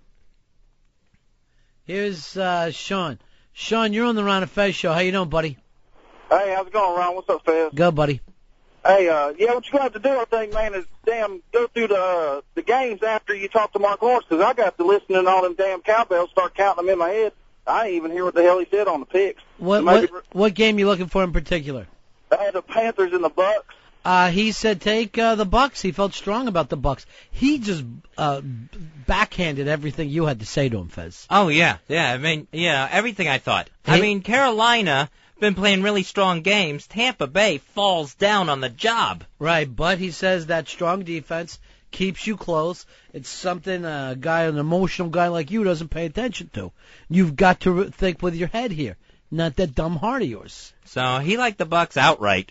Yeah. I was shocked too. There are two ways to gamble though. There are two mentalities. Just like in with anything, there's the fundamental stuff which you go into the team and you look at, defense, offense, whatever. And then there's the technical stuff where you look where the lines move. A great way to gamble is to find how the lines move. Like, I think that that game opened up. It was lower and it moves, and then you see where the public is going and where Vegas wants the line to go, and you follow it and you try to go against the public because the odds makers the know. Fix is in. Yeah, the fix is definitely. But I've done that so many times. Oh man, where I go, this stinks. I got to bet the opposite way, and then it's trouble. No matter what way you bet, it's just stupid. And then you try to rationalize everything where like you think I know baseball pretty well, and I don't bet on baseball just because I feel like I know it. So I'm ignorant about other things, and I'll take it. Like one time, my cousin, it was my cousin and me in the gym, and he goes, I have this hot tip, and I was like, oh, what is it? He goes, it's a CFL game. I said, but what do you know about this? He says, no, it doesn't matter. It's on TV tonight. We got to take it. He was like, it's the over on the CFL game.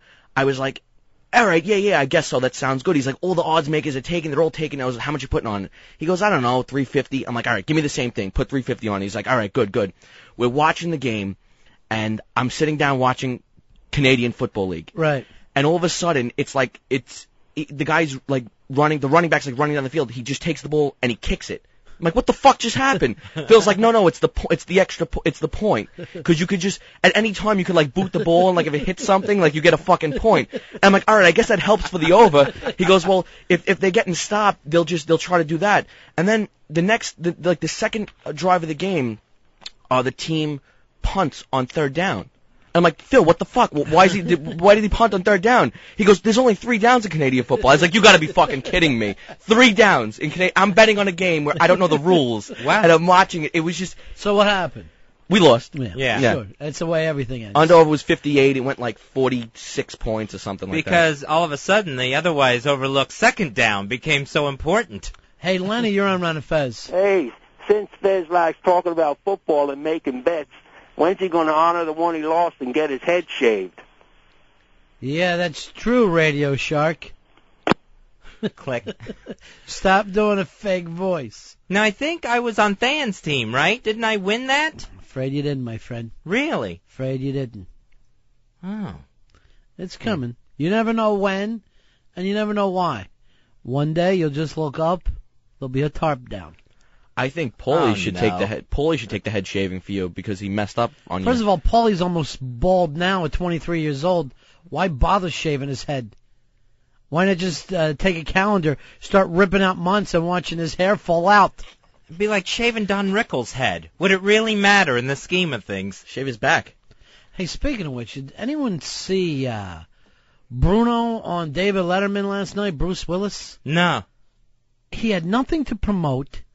And he came out with a bunch of jokes, one after another, that reminded me of Carrot Top. He had like a weird, like a green screen on his head that he was showing weather.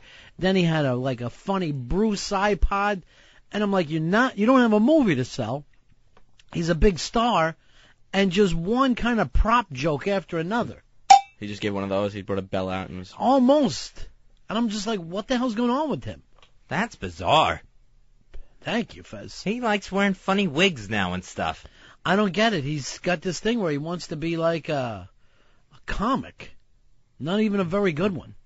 I watched that Regis and Kathy Lee reunion on The Insider. Yeah, I watched that too. What a bunch of junk. Yeah, it was just like being ripped off of the information. We ought to try to book Regis, though. He wasn't on the show today. Sam Champion filled in. Oh, nice. Get some weather. Sam, nobody knows I'm gay champion.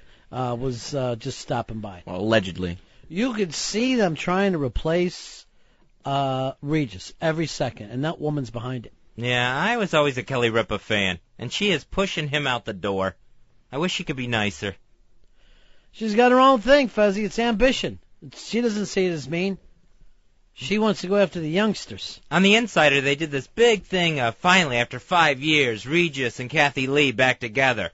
Then before they even sit down together, they're talking about how they always have dinner. She went to his daughter's wedding. So it's not like it was any sort of Martin and Lewis reunion of two people who hadn't talked. They met it on the air, and he went over to help her try to get her new show off the ground. All right, we'll take a break. We're right back. Ron and Fez.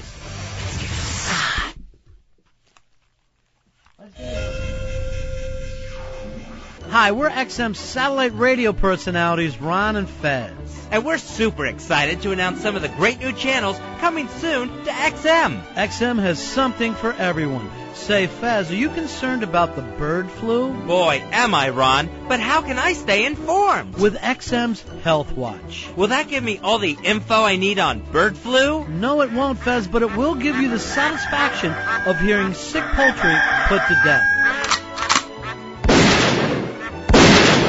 24 hours of infected chickens, ducks, and geese all being put out of their misery. That's great. Now instead of feeling like a dead duck, I can listen to one. Next in time for the holidays, it's the XM Family Channel. That sounds festive. Did I mention it's XM's dysfunctional family channel? You'll feel like you're home for the holidays with the sounds of an estranged family suffering through a tense meal.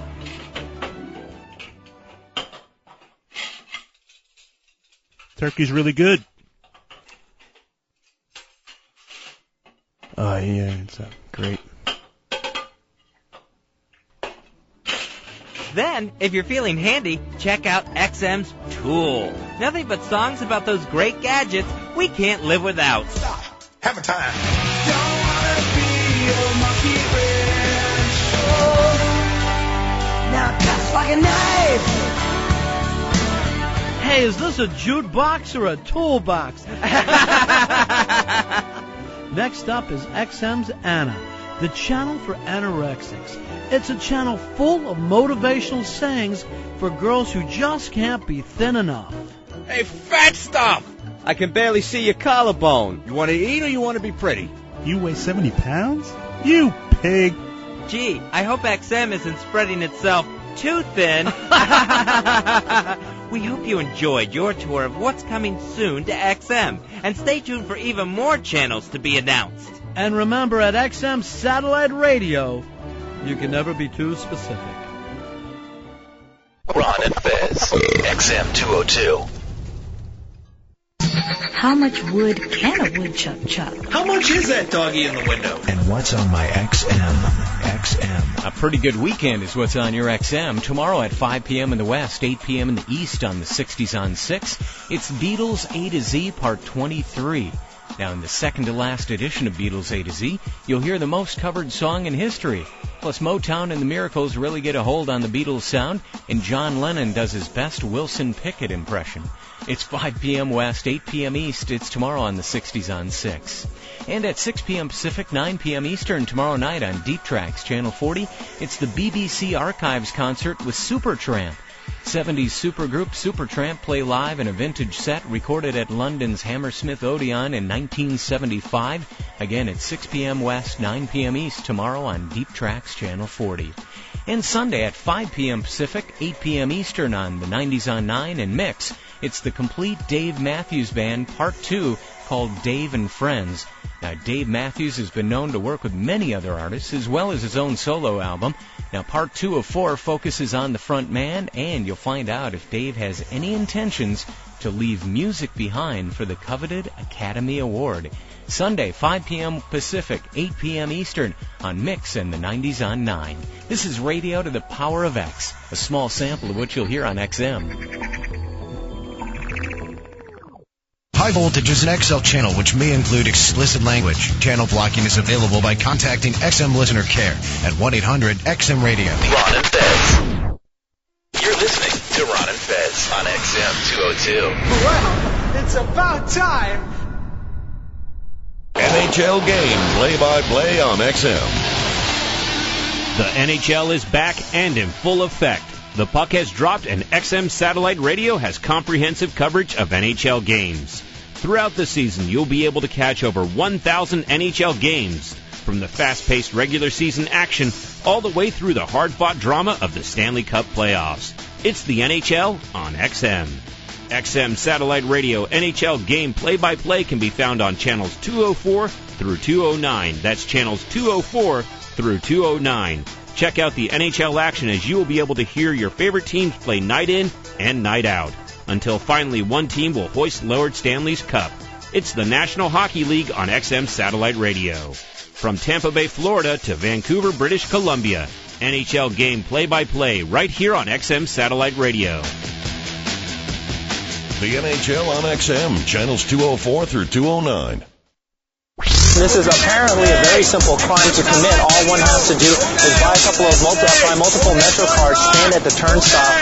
What the fuck is your problem, man? It's the Opie and Anthony Assault on the Media contest. Every month, the biggest pest will win a MiFi portable XM radio and other great prizes. Plug the Opie and Anthony show on live TV and be creative with it. But don't touch the reporters, don't curse, and please don't be stupid. For examples of perfect assaults on the media, go to opieandanthony.com or foundrymusic.com.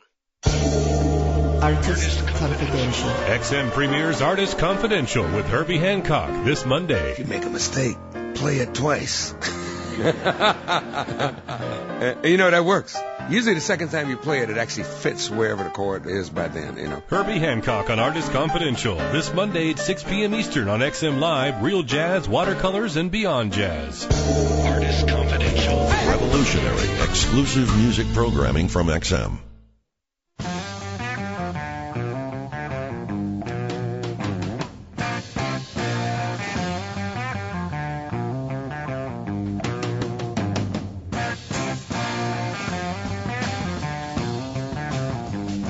Buddies, Ron and Fez, hanging out with you on a Friday. Bobby, the intern, is sitting in with us today. Hey, guys. And Bobby followed me down to the bathroom, Fez. He told me a couple things. Number one, he likes to see me in his sport coat, which I had no idea. He says it's a very good look for me. And then the other thing, I didn't know this, he had his national TV debut. Oh, yeah? My national TV. I was very excited. I went to Jim Norton's One Night Stand HBO special back April 26th, I think it was. Yeah. And I was there, and I happened to get there late, and I was with a girl I know. We went down, and we were late. We were on the back of the line, so I was pissed that we weren't going to get good seats. But we were dressed up fairly nice. I had slacks on, a button-down shirt. Yeah, so we went in, and they were looking for people who were dressed nice, because those fucking slobs that are on that show, like. They're just horrible messes in Opie and Anthony T-shirts. I guess that's fine. Oh. Listen, that's fine, but in the email it said, there's a tape special. Why take a shot at anybody while you're trying to say the nice thing that happened to you? I'm not. It wasn't a shot. It's just if it says get dressed up, there's a tape thing. Get dressed up nice. You get dressed up nice. Whatever. It worked out for me because all these guys in T-shirts were put like in the balcony where no one could see them. They moved me. They were like, oh, two in front. I'm running up. The show's like about to start. They're warming up the crowd or whatever. And I sit down. And the girl turns to me. She goes, oh, we got good seats. We're right by the stage. I'm like, yeah, I'm pretty excited. This and that. So all of a sudden, I just hear clapping and everyone like looking towards me. And I'm saying, like, what the hell's going on? And all of a sudden, I look up, and they're bringing Opie and Anthony down right behind me. Right. So now you couldn't be more excited. It was great. It was like having my own Opie and Anthony radio show because Anthony sat behind me and Opie sat behind the girl I was with. Right. And that's how you'd set it up if you were doing a radio show with them. Believe me, it was. I got to hear them comment on Jimmy's material, which was wonderful for me. And the funniest thing is, the girl I was with wasn't a fan of Opie and Anthony. She was just a hot chick. So. The point of your story was you got your face on TV. My face on television. My stupid, grinning, retarded-looking face smiling. And that made you happy. I was so thrilled. So you basically consider that your HBO special. Yes, I tell people I'm on HBO. I was getting text messages and calls. I saw you on TV. You ever have something like that, Fez? I know when I was a little kid, I was with the Carnival, of course. I was about 8, 9 years old, and the local TV thing was doing something, and the man says, come over here. And I had to stand behind the reporter, and they gave me a bunch of stuffed animals, like I was some kind of a great kid who won a bunch of stuffed animals. And I got to stand there, and it was very exciting for me. That's cool. I never got to see it, or, I didn't even live in that town. I lived on the road at the time. I was 9, so, you're already away from your baby life. But I remember it like it was yesterday. It was like thrilling. Like I feel just like Johnny Carson right now. It gets exciting. I got my family on TV on the local news one year, the day after Thanksgiving, when we always go shopping at the malls for the bargains and stuff. Mm-hmm. So I had my family all dressed in the same T-shirt, including my grandmother and my mother, my sister and niece. What did it say? Fatty Pneumonia now has money? No, it's that Watley family annual shopping spree. And so we got interviewed by the local news. So all the girls went out. You were the only guy, right? Yeah. Who was it? It was me and my sister. Yeah. Her daughter, my niece. Right. Happy birthday today. My mother and my grandmother. I thot your grandmother passed away. Well, this was years ago, Ronnie. Years and years ago when she was living. Sorry. I didn't know. I just heard that crying thing this week. I remember you were upset about it. Yes, I was. Yeah. Well, it had just happened then. Yeah. This past March. Well, here's Mikey D. So that was your first big time on TV, other than the stupid Ron and Fez stuff we've had to do? Because that feels like work. Yeah, exactly. So, but we've had family things. Like I had a little brother that made it on Romper Room. That's good. That might be the best one so far. I always wanted to be on Romper Room when I was a kid. And when I was real little, my dad worked at the First National Bank, and he was in their TV commercials. He was the banker that greeted the customer at the front door of the bank, shook her hand as she was coming in. Way over the top stuff, no lines. He was in a commercial, huh? Yeah.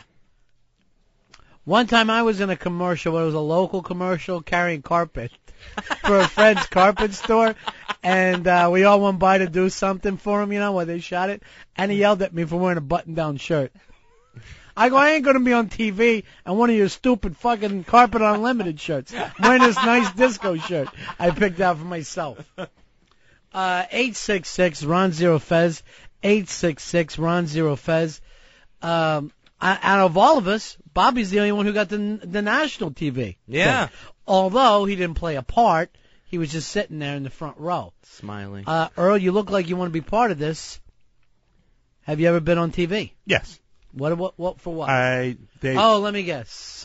Showtime at the Apollo? No. You came out with a broom, chased away the bad acts? No. Fire hoses? No, that's on the news? That's Sandman Sims. Well, what were you?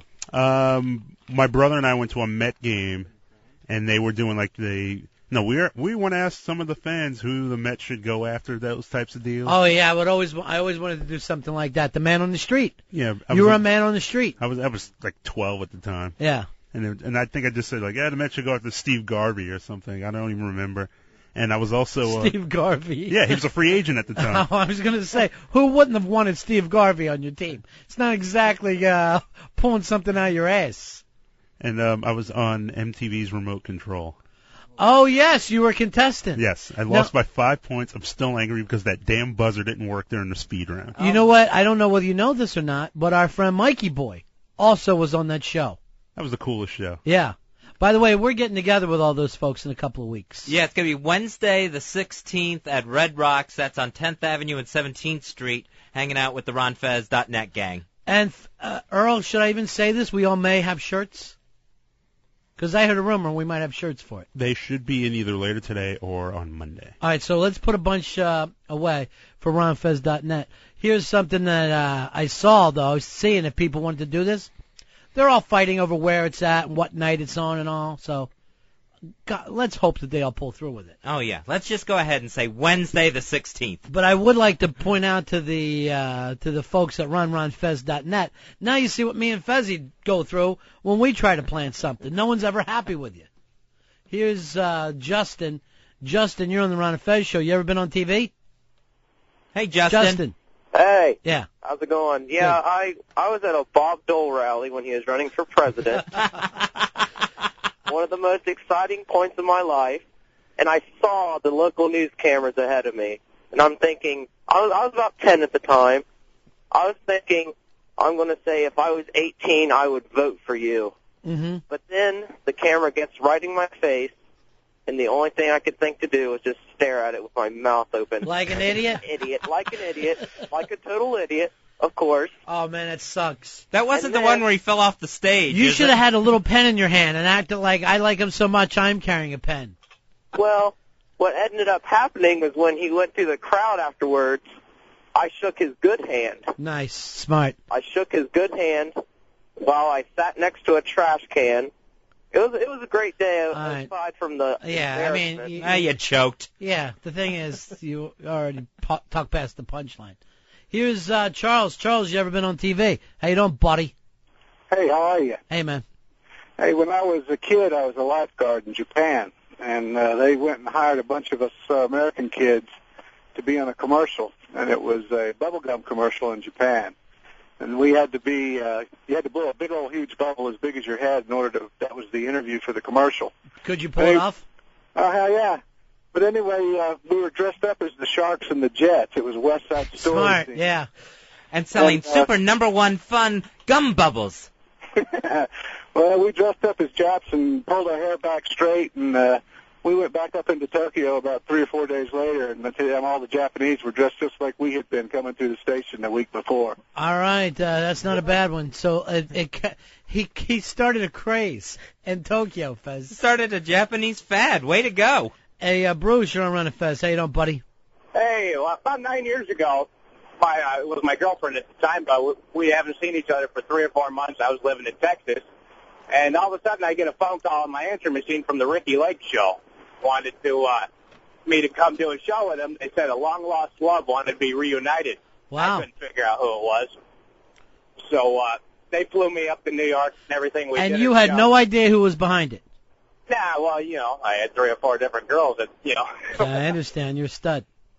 So we got up there anyway, or I got up there, and I started checking around the different hotels because they obviously wouldn't put us in the same one. Right.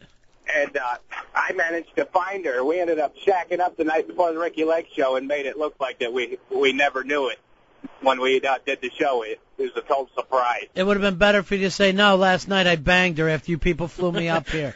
This show stinks. I wish I would have now. Ricky Lake was nothing but a bitch during the commercial breaks. Didn't want anything to do with it. She's horrendous. She's hungry. Talk to you later. She's cranky when she's hungry. Here's Mike. Mike, you're on the Ron and Fez show. Hey, Ronnie. Hey, Fezzy. Yeah. What you got, buddy?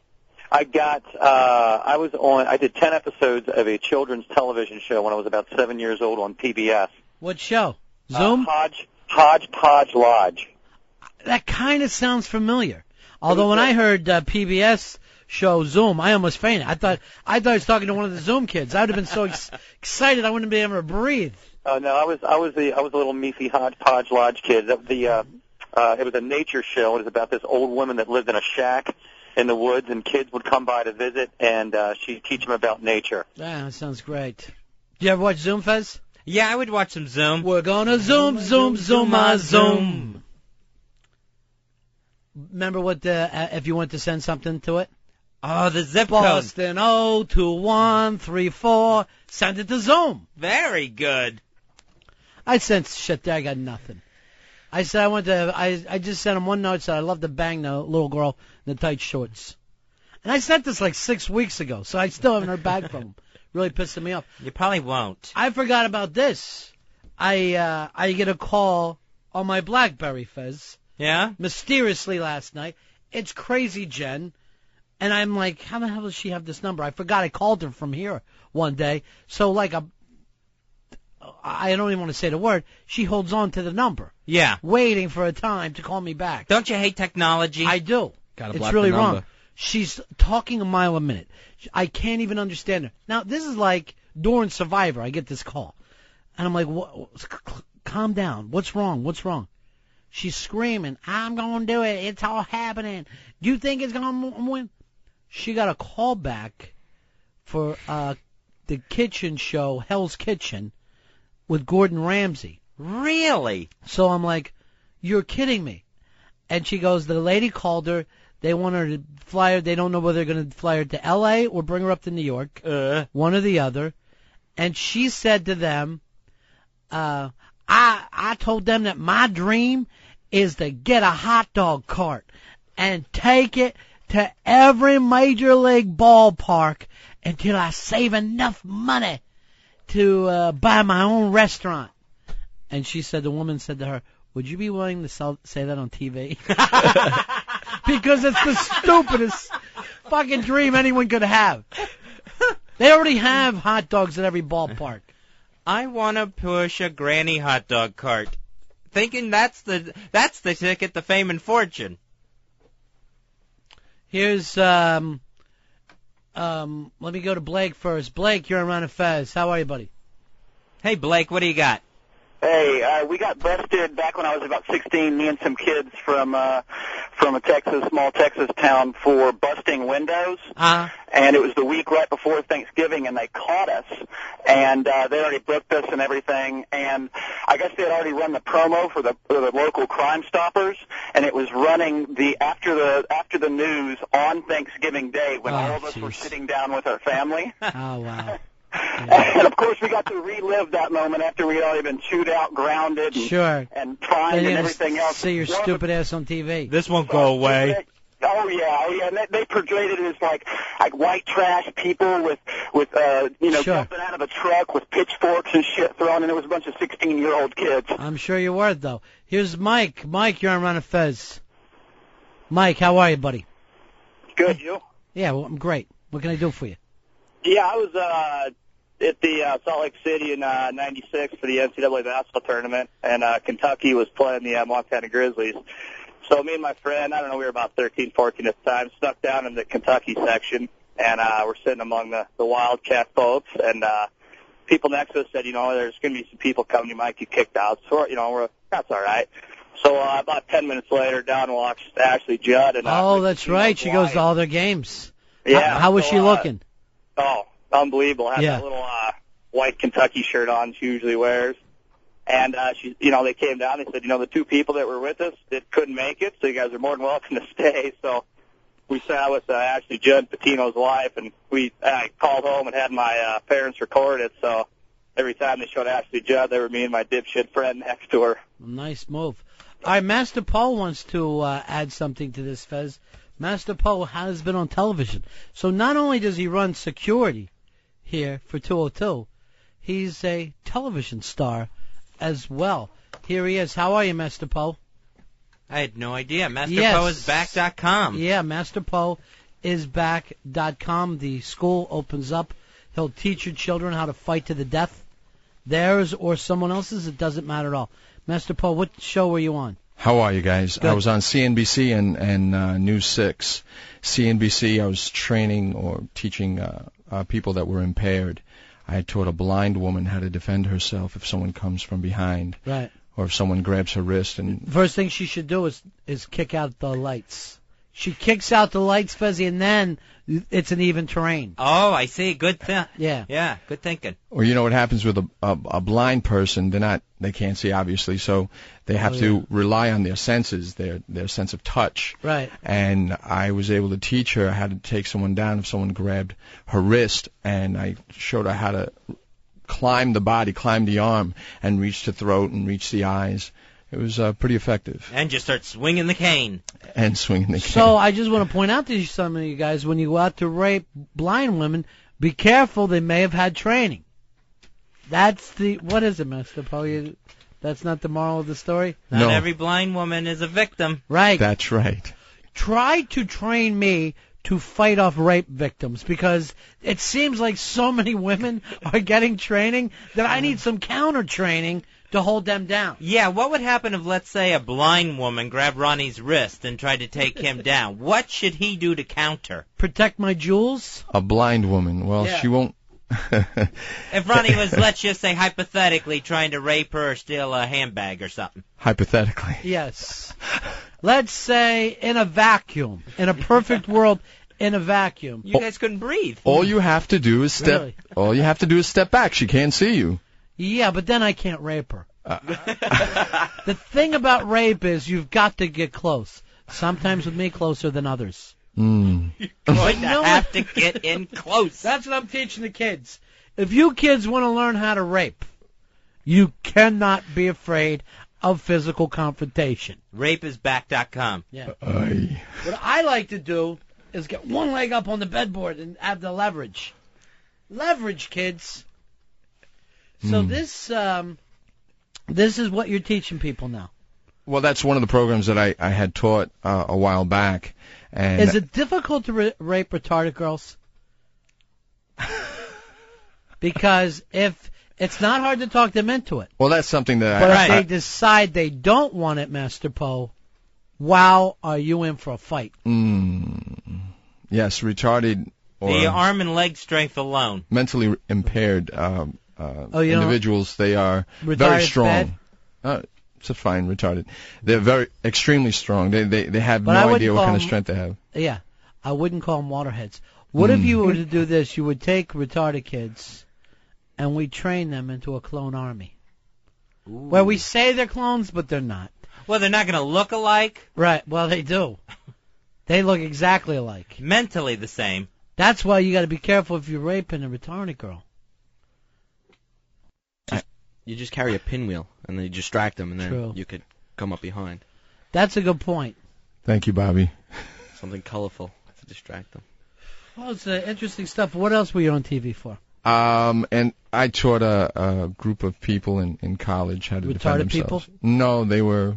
Blind? They were okay. They were fine. They knew how to walk and talk and sing and dance. Well, blind people can walk and talk and sing and dance. Let me submit, if I could, Stevie Wonder. Good submission. Yes, absolutely. But that's just one of the programs that I taught. That's excellent. What's happening with your school right now? I'm just waiting for the okay from the town, and once the town gives me the okay, we're ready. The fitness gym is finished. It's completed. Why don't you give them this segment of the show and say, here's some of the stuff I plan on doing? Yes. That would be a great idea. And when I say rape and retarded people, I'm not talking about Americans. No, I'm talking about if we're in a war, when it's okay to rape. So the town council actually has to... i.e. Vietnam. There you go. So the town council actually has to sit down and pass a resolution for a retarded clone army in their city limits. I'm sure they do. Before this school can open. I don't want this to sound like it's the R. Kelly school that I'm opening up. Maybe I shouldn't even do it. R. Kelly... The judge says that trial still has to go on. Been 3 years since he got arrested. Is that right? It feels longer. Yeah. It's got to be 4 or 5 years since he's been accused. He was accused a full year before he was arrested. Yeah, this underage victim is going to die of old age before this thing finally goes to trial. Yeah, I saw rape like that the other day. They found the guy's DNA after like 28 years. He had raped this woman like 72 or something. They couldn't pin it on him. They still had his underpants. Oh, really? The woman, the rape victim, now is 58. The rapist is like 66. So you got these two older people trying to remember what happened 30-some years ago. Yeah, I remember I was in the park. So R. Kelly's still got to go on trial. They were trying to get the prosecutors to throw it out because of the timelines all messed up. Sure. The kids are really going to be disappointed if R. Kelly gets convicted. Still really popular. Is he still popular with everybody, Earl? Yeah, selling more records more than ever now. Wow. Go figure. He was popular when Earl was hanging out with the Cosby Kids, when they were doing the Fat Albert show. Huh? Yeah, Earl was part of those Cosby Kids. When was this, back in the 70s, Earl? Yeah, it was a while ago, yeah. Back in West Philadelphia? Yes, it was Philly, yes. Yeah. He hung out with all of them, Fat Albert and the gang. I had no idea about this. Oh, yeah. Check it out.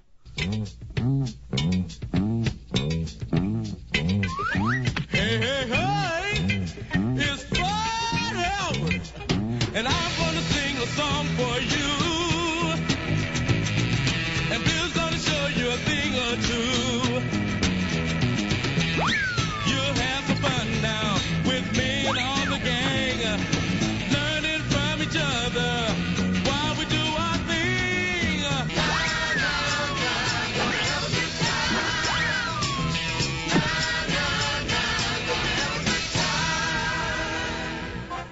Hey, the judge says R. Kelly still has a trial headed his way. What before, Bubba? They said he had sex with an underage girl and pissed on her. Is that wrong, Bubba? Hey, every girl, including your sis, enjoys herself with a little piss. Right, Earl? Yep. I would want to piss on a girl, Bubba. I'm gonna call her Big Bird. Big Bird, but how become, Bubba? Because when she left R. Kelly's house, she was yellow from head to toe. Hey, it was all caught on tape. Now in court, they're calling it rape. I would want to rape a girl, but too, Bubba. Sometimes they're just asking for it. Right, Earl? Damn right. You but said it, Earl. I'm gonna call R. Kelly Cave-In. Hey, how come, Because he was on top of a miner. Hey. R. Kelly may be off to jail, but he still gets tons of fan mail. I whisper I was R. Kelly. You mean you want to be a big singing star? No, I want to rape a girl and piss on her. All right!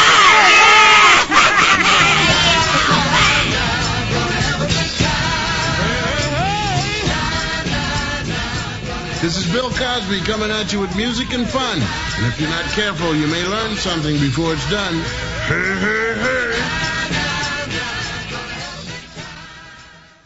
Ron Bennington, Fez Watley, The Ron and Fez Show. XM 202. How much wood can a woodchuck chuck? How much is that doggy in the window? And what's on my XM? A pretty good weekend is what's on your XM. Tomorrow at 5 p.m. in the West, 8 p.m. in the East on the 60s on 6. It's Beatles A to Z Part 23. Now, in the second to last edition of Beatles A to Z, you'll hear the most covered song in history. Plus, Motown and the Miracles really get a hold on the Beatles sound, and John Lennon does his best Wilson Pickett impression. It's 5 p.m. West, 8 p.m. East. It's tomorrow on the 60s on 6. And at 6 p.m. Pacific, 9 p.m. Eastern tomorrow night on Deep Tracks Channel 40, it's the BBC Archives concert with Supertramp. 70s supergroup Supertramp play live in a vintage set recorded at London's Hammersmith Odeon in 1975. Again at 6 p.m. West, 9 p.m. East tomorrow on Deep Tracks Channel 40. And Sunday at 5 p.m. Pacific, 8 p.m. Eastern on the 90s on 9 and Mix, it's the complete Dave Matthews Band Part 2 called Dave and Friends. Now, Dave Matthews has been known to work with many other artists as well as his own solo album. Now, Part 2 of 4 focuses on the front man, and you'll find out if Dave has any intentions to leave music behind for the coveted Academy Award.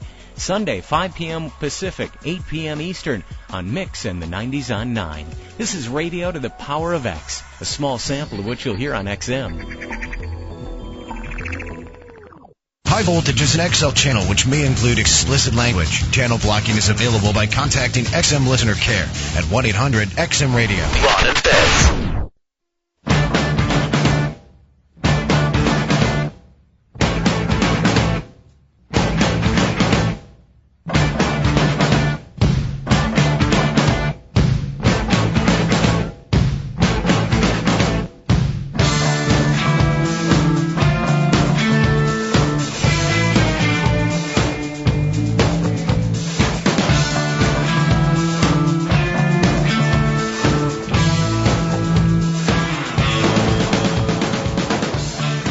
Show on a Friday.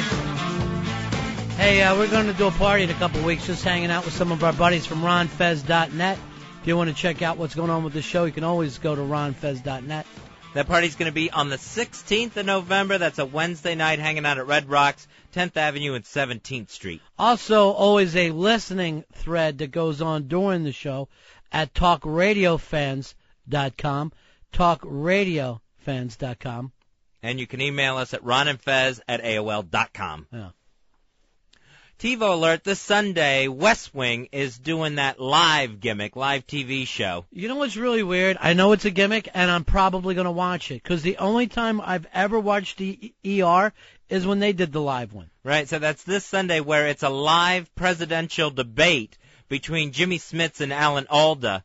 And they're actually using ABC's Forrest Sawyer as the moderator. Yeah, they're pretty excited about it because they're saying this is what a debate would be like if the contestants weren't playing cover-up so much. Because you can't make even a slight mistake in a debate. So normally they're kind of boring. Yeah, so everyone just kind of tiptoes through it and everything. And it's our fault for the way we act. And if somebody, makes a faux pas. And so many rules get set up of you can't ask this and you're not allowed to have a pencil. Yeah. And it just gets that in-depth with the negotiations between the two candidates. So this one might be good at least. So that's cool. That is this Sunday. Now, some of the other November sweeps gimmicks that are coming up, Ronnie.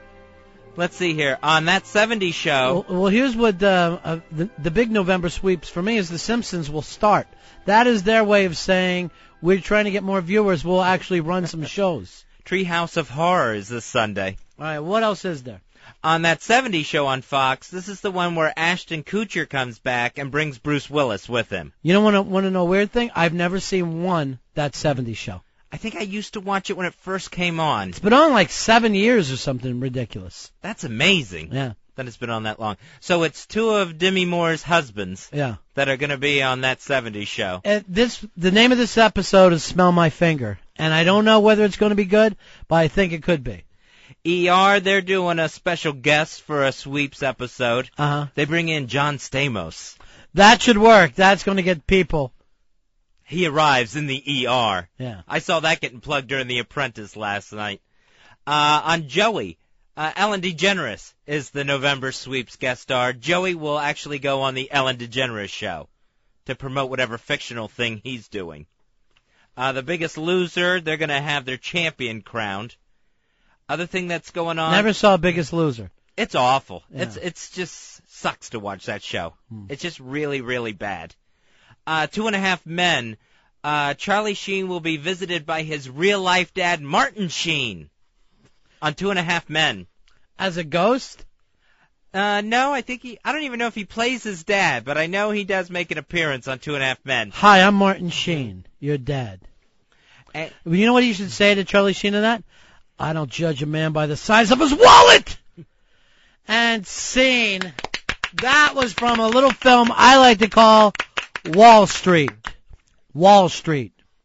CSI Miami, they're going to do a little crossover deal here. Miami Vice? Gary Sinise from CSI New York. They find Tubbs and Crockett dead after all these years, and they have to figure it out. So Gary Sinise from CSI New York shows up in David Caruso's backyard. So I'm sure sparks are going to fly. This is like when Batman and the Green Hornet fought across both their shows. I love that episode. That was a 2-parter. You saw that? Yeah. God, you're old. Also on, Las Vegas, the show on NBC, they're doing a time travel episode. Good. I love a time travel show. They ought to get in a tunnel, like the old time tunnel. So somehow during this drama, the star Josh Duhamel, or whatever his name is, Duhamel. He travels to Sin City. I don't know. I made that up. I don't know what his name is. He travels to Sin City circa 1962 to see what Vegas is like in the early 60s. Now, how does he time travel? It's not a science fiction show. No. Does he hit his head? I'm sure. Or is he dreaming? I'm sure it's a dream where he wakes up and they probably got some Sinatra lookalikes or something. Does he go out to get a bagel, faint, hit his head, get blood on his brain, and then have this dream? Ouch. That one hurts. So that's some of the gimmicks that are coming up. Penn and Teller, they got a special on NBC. Called I'm Doing Radio. It should be fantastic. CBS is doing their Night for Johnny Cash. And TV movie gimmicks. Mm-hmm. The remake of The Poseidon Adventure, a 3-hour TV remake. Count me in. Hey, Keith, you're on Ron and Fez. Hey, guys, how's it going? Hey, buddy. It absolutely amazes me that 70s show has been on for 7 years, and that 80s show got canceled in the first season, and it was so much better. I don't know, maybe it's just I'm a little younger. Well, right now, shouldn't the 70s be well into the 80s? You would think so, but, I don't know. Kyler Lee kind of got gypped out of that one. I like that 70s show because that's where Fez got his name from, that kid Fez. I was Fez long before that 70s show, Fez. And years and years. And he's the famous one. That's gotta ache. It doesn't feel good, I know that. No. Doesn't feel good to fail, does it? Never. That 80s show, when that thing first came on, they were doing like every 80s gimmick all in the same episode. Where it's like they were obviously going from 1980 to 1989 with all their references that they made. Yeah, I don't know. I don't watch any shows. I just think TV stinks. Earl, you watch something? I never watched the show, but it just kind of like half saw it. What's that show, Smallville? They had a Dukes of Hazzard quasi reunion. Oh, where they God. had because I think the blonde one plays Clark Kent's father, and they brought back. It was Bo and Luke Duke. He even showed up in the car, but it wasn't painted like the General Lee. And he goes into the car. To me, the only real Dukes of Hazzards, to me, are Johnny Knoxville and Stifler. That's who I recognize. That's all I know. That's my generation's Dukes of Hazzard. Then there was even Coy and Vance in between that took over for the Duke boys when they went on strike. I know nothing about any of that, Fez. I started post-Jackass. They even reference what's in gets into the car because remember the door never opened, and what's in just gives them this look like you could still get into it because they're kind of big now. Yeah. And it just goes, I don't know, this damn door has been stuck for 25 years. I can never open it. It's like, ugh, awful. Earl's back, Fez. He is. Yeah. Took a week, but he's back. He is. I'm glad to see it, too. What else is happening, Fezzy? What else is going on in the world? In Vegas, the mayor there, Mayor Goodman, I think it is. Yeah, John Goodman is the mayor of Las Vegas. He said on TV that graffiti vandals that go around marking up the landscape and everything around Las Vegas, they ought to have their thumbs cut off. You know, just because you're in the desert doesn't make you a Muslim community. You can't cut people's thumbs off. All I got news for you, I do hate graffiti as much as the next guy. So he actually wants to have that as a TV show. Bring him on TV and have their thumbs cut off so everyone can see it. So other vandals can say, oh, my God, they're really cutting thumbs off. He sounds stupid enough to be a caller on Fox News. He's that bad. Hey, Fez, I just saw Mikey Boy came in to his house. Mikey Boy, new dad, come on in, buddy. Congratulations. To you. I'm sure there's a producer or somebody who will help you in the studio. Nope. Harry's having fun in the back. Harry not even listening to our show. He's making copies.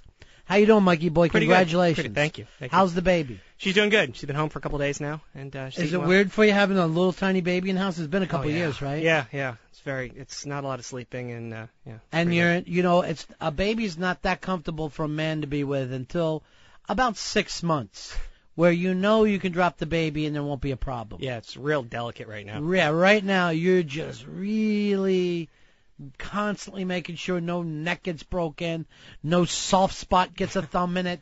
It's not really good to be around men. Yeah, my eyes would just be on that baby constantly. Yeah. And it's in a good way. She's at the point right now where the fact that I'm her father, she doesn't care about. No. It's her mother and the eating and everything else. Right. And that's it. So I've got no role right now.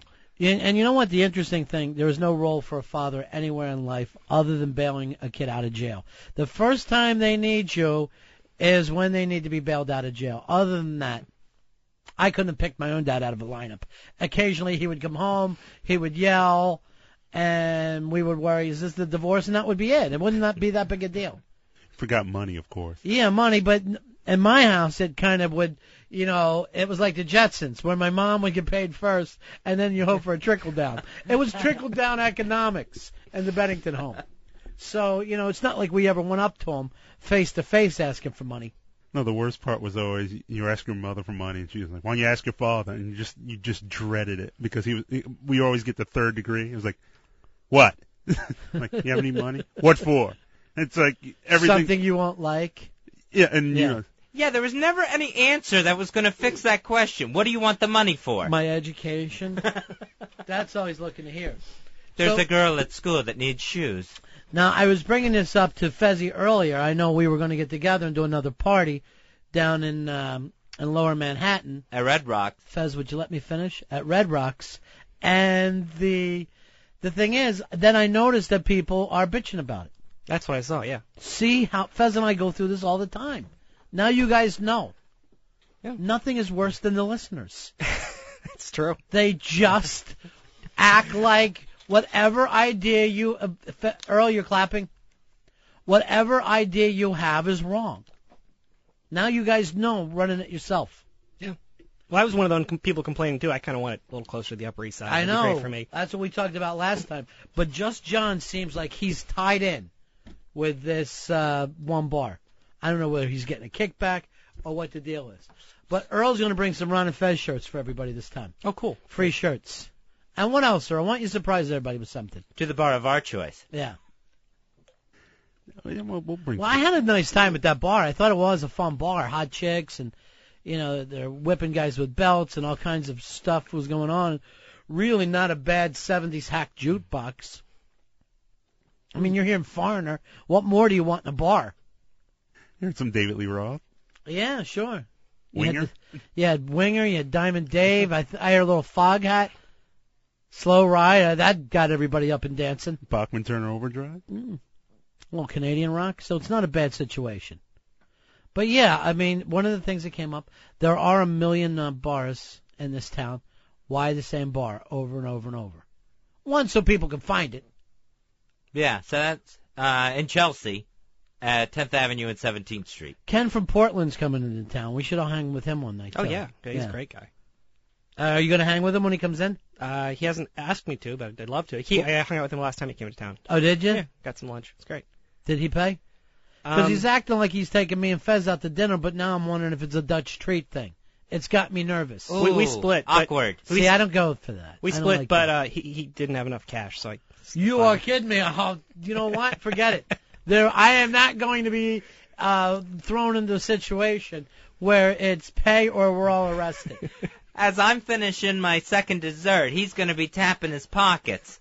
Wondering if there's money in there. Wait to hear this shit, Fez. So Earl says to me, remember you had the bet with J-Dubs. You and J-Dubs. Right. So now J-Dubs is like, all right, I want to come up to New York and get my tattoo with you guys. Well, that wasn't the initial deal, but yeah, great, we'd love to see you. Then the next thing, he's like, can you help me out with a hotel room? And I'm like, Earl, see what you can do. So Earl's been busting his ass to do this. Then Earl lets me know now, I got the hotel room for J-Dubs and Hefe. So now they're coming up here kind of on a fun Manhattan weekend using our hotel room. Nice. To pay off his bet. Yeah, He right. gets a free fucking tattoo. A beautiful Buccaneers tattoo on his ass. Free. How did El Jefe get involved? How do you think? He heard the word free. And he comes running like a Mexican across the border. As J-Dubs brings his attractive wife, El Jefe, with him. I know. I wouldn't mind seeing J-Dubs as a pretty blonde chick up here. I'll take her out to Lower Manhattan. What is it, Earl? So you were shocked to hear all this? No, I was shocked until I said, it's going to be a single room, blah, blah, blah. He goes, I'm coming up with someone. So I'm assuming he's bringing this chick. Right, like a normal guy would. Yeah, and I said, okay, for the reservation's sake, I need both your names, blah, blah, blah. And then he gives me El Jefe's real name, and I'm like, who is that? And he goes, it's El Jefe. And I'm like, who? I'm like, what? El Jefe's not his real name? No. That really bugs me. I don't like fake names on the radio. You know what I mean, Fez? Yeah, I sure do. I hate it. El Jefe. You know what that's Spanish for? No. The hef. Oh. The hef. I had a little Spanish. Well, the hef is crashing New York. Yeah, living it up. Where are you putting him up at, Earl? The lovely Edison Hotel. What is that? One of New York's first? I've never even heard of it before. It's on, Edison built it. Oh, you know what? That was the one from the Blues Brothers movie. Where the train goes right by. You'll be staying in Queens, and it's so nice there. No, it's on 47th, right off of Times Square. Times Square area. 47th between Broadway. I don't know the place. That sounds like Stalker Patty's government housing. It's a 3-star. I wouldn't mind having Stalker Patty's apartment. It's a 3-star hotel. Oh, 3-star. 3-star. Couldn't afford the 4. Sorry. Missing 2. Missing a star. Maybe if he came by himself, he could have gotten another I know. star. That's what you ought to tell him. We had you set up in, the Carlisle. We had you set up in the Carlisle until you brought El Jefe. Ritz-Carlton or something like that. No, but I assumed he was going to bring his girl up. Like a normal guy would. Bring his girl up for a weekend in New York. He is bringing his girl with him. Those two smell a golden ticket, and you know that's what they're doing. You know they're like, we have got to be on. Definitely I want to meet Opie. Just blowing off their own radio show. They've probably quit. Saying, we're going to New York, and just screaming at people. Well, we can send him on that Tuttle trip like we sent Tuttle all around town. We sent him to East New York for an enjoyable time. Basically, we did the same thing they did Bruce Willis in one of the Die Hard films. Just sent him way uptown with a big N-word around his neck. So you're able to... Are you going to go out and hang with Fez tomorrow? Tomorrow, I'm actually out. Because you're now nailed to a baby. I hate the new baby. Yeah, I know. The new baby is his whole life. And the old drunk means nothing to him anymore. The old drunk baby. I'll be back for the next one. Hey, is the Is the marathon going past your house? I don't think so. My street is cut off for the marathon. Oh, yeah? Yeah, TV cameras are already out there. Is that this Sunday or Yeah. Saturday? Sunday. It's always a Sunday, right? Yeah. I think so, yeah. So, watch the New York Marathon. Maybe you'll see me on there, just trying to tackle the lead guy, just coming out and tackling him. When I was a kid, we would have like the football games, the Chi Crusaders, and some of the older guys came by for the 75-pound game. And when some kid was fucking running for an 80-yard touchdown against us, some guy about 4 or 5 years older just comes running across the field in his street clothes, nails this kid, boom, the fucking ball, helmet, and then he gets up and starts running from there. And they called it a touchdown. Not even like interference, take it. And then I remember the coach being like this, "Why are you laughing? We're losing by 30. Smitty's brother had to run out on the field and tackle himself because you've embarrassed this entire town. And we're playing Marcus Hook in 2 weeks, and they're going to stomp your ass. I'm going to write pussy on everybody's helmet. Everybody, bring your helmet. I'm writing pussy on it." Here's my helmet. I'm like, whatever. I know we have a banquet. So you would low bridge the kid? Totally just run on the field and low bridge him? If someone's running, there will always be someone in the crowd ready to tackle. What are you going to do? Like in the Olympics, that guy trying to... And just think, if I take down the lead runner of this thing, and everybody will know about it. Then you got your I was on television moment. My problem is I'll miss him. I'll run 15 feet, get exhausted, fall down, and he'll jump over me. This Kenyan will leap over me. These guys don't even look human. Oh, no. They're just like giant. They're legs with a head at the top of it. They're not even human anymore. Just crazy big bug legs. Really long. Yeah. Like a praying mantis or something out there running along the streets. It's like watching Starship Troopers coming by your house. Did you see the emails that came out from Michael Brown, the former director of FEMA? Why don't you tell me about it, Fez? When he was at Hurricane Katrina, right after that hit, when he was in Louisiana, he's sending some emails out to different people. So now those are finally being released. Some of the things he wrote were, can I quit now? Can I come home? Right after the hurricane. Like as a joke, or like he hated his job? I think joking, but you could tell that he was hating the job. Yeah. That he was in over his head there. Literally. And then he also wrote, I'm trapped now. Please come rescue me. When there was actually still people on the roof. He's talking about, I'm trapped in this gig. You know what he seems like? He seems like one of those fancy pants French guys who gets an ambassadorship and then, has his gold tub sent there from home. Yeah, one of the emails was he was complaining because he couldn't find a dog sitter. Right. When there's people starving to death in the Superdome. And just a lot of stuff, tie or no tie tonight when I'm on television. All right, look who it is. This is going to get uncomfortable. It's our friend J-Dubs. He's coming up here to pay off a bet to Fez by having a tattoo on his ass. And he's bringing his friend with him, his buddy, El Jefe. Dubs, how you doing, buddy? Not bad, buddy. How are you guys doing?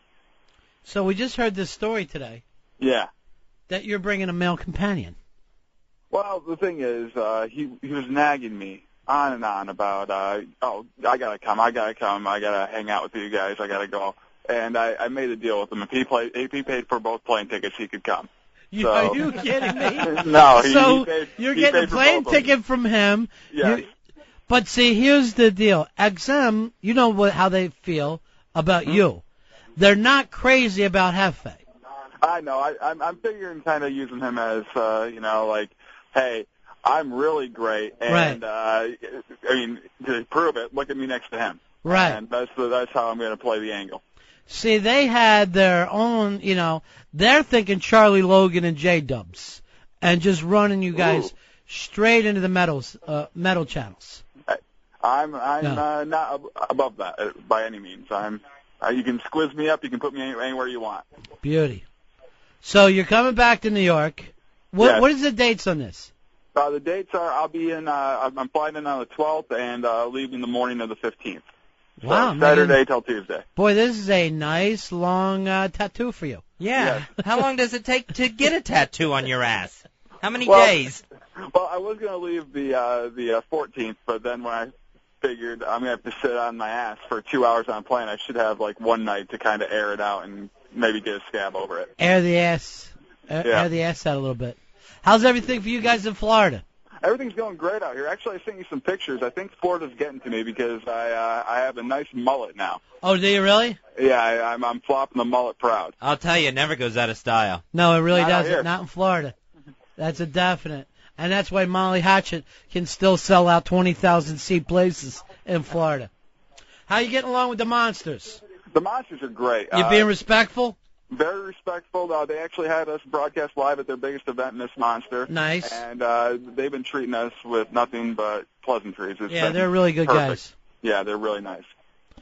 All right, buddy, so I guess we're going to see you in a couple of weeks. Yep, to get the tattoo on my ass. And have we come to a decision on if Bucko Bruce will have a penis in his mouth when he gets tattooed? Well, that's up to you. I'm sure if there is one, it'll probably be half-face, as he's inching along to your ass. I'm embarrassed to ask the tattoo artist about that. Well, I would like it as like almost an arrow, too, pointing to the promised land. All right, so he may want a penis. He may want Bucko Bruce given a hum job on his ass. Earl, you're the producer. You're going to have to talk to the tattoo artist about that. Yeah, we're going to use Steve's guy. Yeah, then he knows how to do it. I had no idea. Steve has 3 just like that. Yeah, you'll actually have to choose from several. Now, Dubs, are you and El Jefe, is this whole thing of, hey, can I meet Opie? Is that what this is about? Is that what Jefe emailed you? Is he? I haven't heard from Jefe. I heard this all from Earl. Oh, well, Yeah. I think it'd be great to meet Opie, but it's not to meet Opie. Oh, that's the plan. All right. And I just want to shake all their hands, get really close to them, Yeah. and maybe even hugs. Well, I'll definitely introduce you to those guys, but what I'm going to do is the day before go, hey, those guys who ripped off WoW down in Florida are coming into town. They're also doing the whole assault on the media thing. By the way, we call it Toss them out Tuesdays.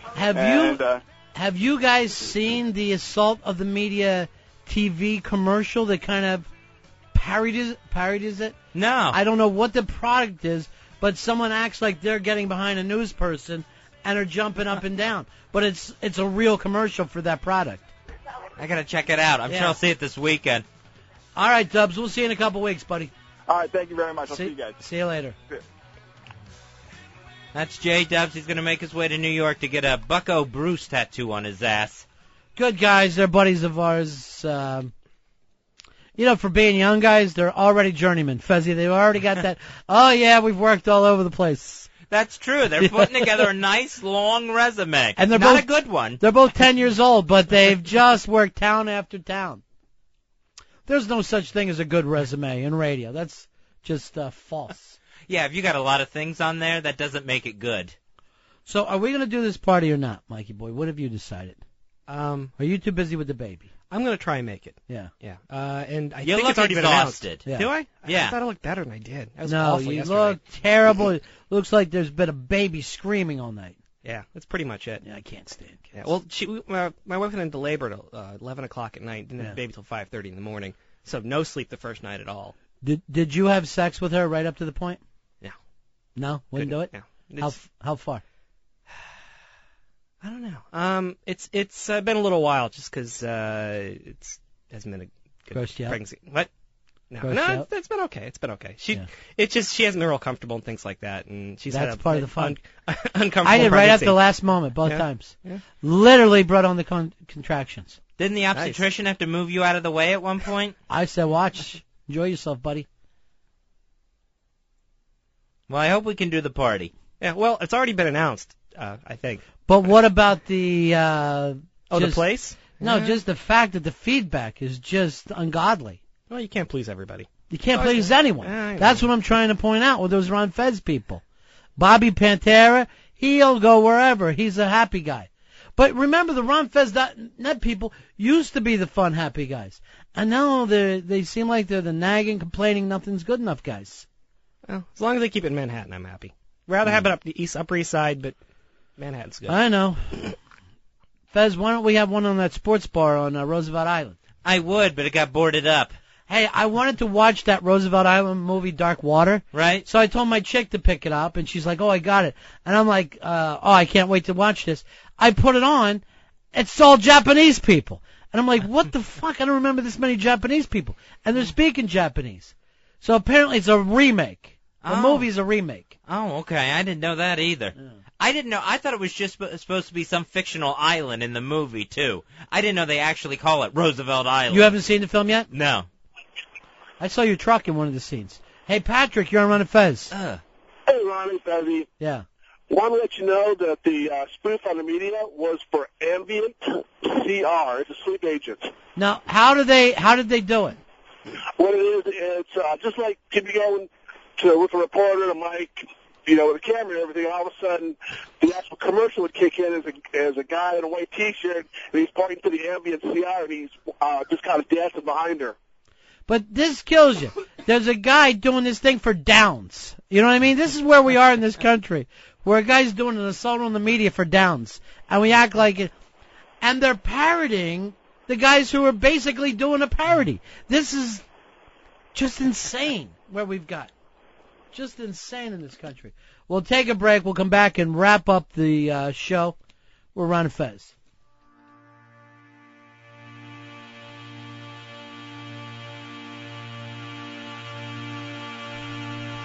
On the other side of the sun, there revolves a planet similar to our own. Except this is a world of paradoxes and backwards logic. This is a world of complete opposites. This is a world known as Earth 2. On Earth 2, smoking makes you taller. On Earth 2, the Kennedys all died of old age. On Earth 2, Jay Leno gets funnier and funnier every day. On Earth 2, Sarah Jessica Parker doesn't have one single horse-like feature. On Earth 2, men ask women stupid questions about football. On Earth 2, boys masturbate to pictures of Star Jones. On Earth 2, Dallas Cowboys really are America's team. On Earth 2, Lindsay Lohan is a nun. On Earth 2, New York pizza gets better every year. On Earth 2, only women buy pot. On Earth 2, the national anthem is Smoke on the Water. Earth 2. It's the Ron and Fez Show, XM 202. Hey, this is Jim Norton from the Opie and Anthony Show. Thanksgiving week, November 23rd through 26th, I'll be appearing at Caroline's on Broadway in New York City. It's on Broadway. I'll be appearing there, 212-757-4100. You can go for tickets. I will be appearing at Caroline's on Broadway. So, feel free to buy your tickets when you get a chance. Artist Confidential. XM premieres Artist Confidential with Herbie Hancock this Monday. If you make a mistake, play it twice. That works. Usually the second time you play it, it actually fits wherever the chord is by then, Herbie Hancock on Artist Confidential this Monday at 6 p.m. Eastern on XM Live, Real Jazz, Watercolors, and Beyond Jazz. Artist Confidential. Revolutionary exclusive music programming from XM. Governor Howard Dean, I believe you said President Bush can't hide the salami when it comes to Harriet Miers. If ever there was a left jab comment, what exactly did you mean? Chris Matthews says, well, what does that mean? What I was thinking of was a three-card Monte game, but it kind of came out, hide the salami, which I understand now is a phrase that is perhaps less than polite. Let me tell you something. I've tried to hide the salami many times and failed miserably. Left Jab with Mark Walsh and David Goodfriend. 10 a.m. in the East, 7 a.m. in the West. XM 152. You may be just a face in the crowd, but then again, your face is all this new software needs. I'm David Radin, and that's next on Megabyte Minute. Some police officers refer to it as a portable mugbook. Using a computer and a video camera, officers can use a new facial recognition software developed by Neve Vision to compare the contours of suspects to known criminals and recent fugitives. Matches are then displayed and rated for likeliness of positive identification, which may lead to an arrest. Facial recognition software has already been used in the arrests of numerous suspects, and at least one California police department is seeking federal funding to improve the technology. This is Megabyte Minute on XM. I'm David Radin. Links, tips, how to reach me, and more at megabyteminute.com.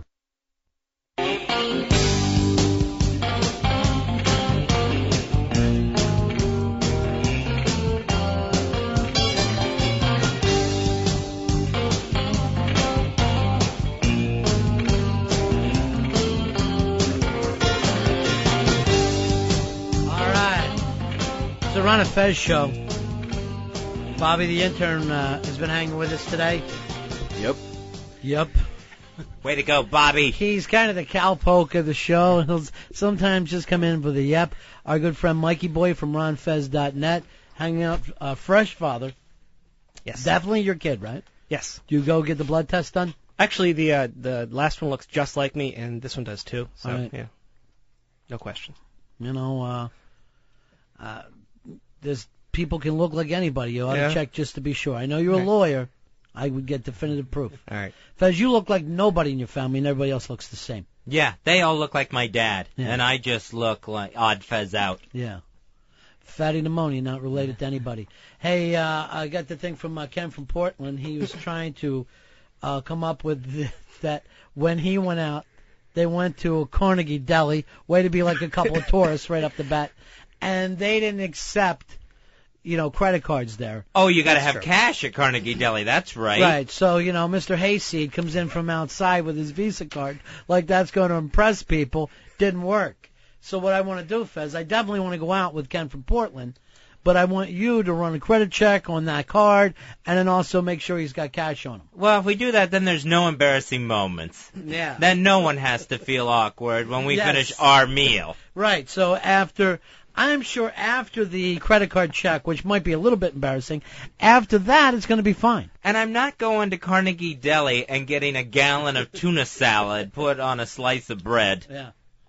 Fezzy hates those places because he can't order white bread. They fight with him.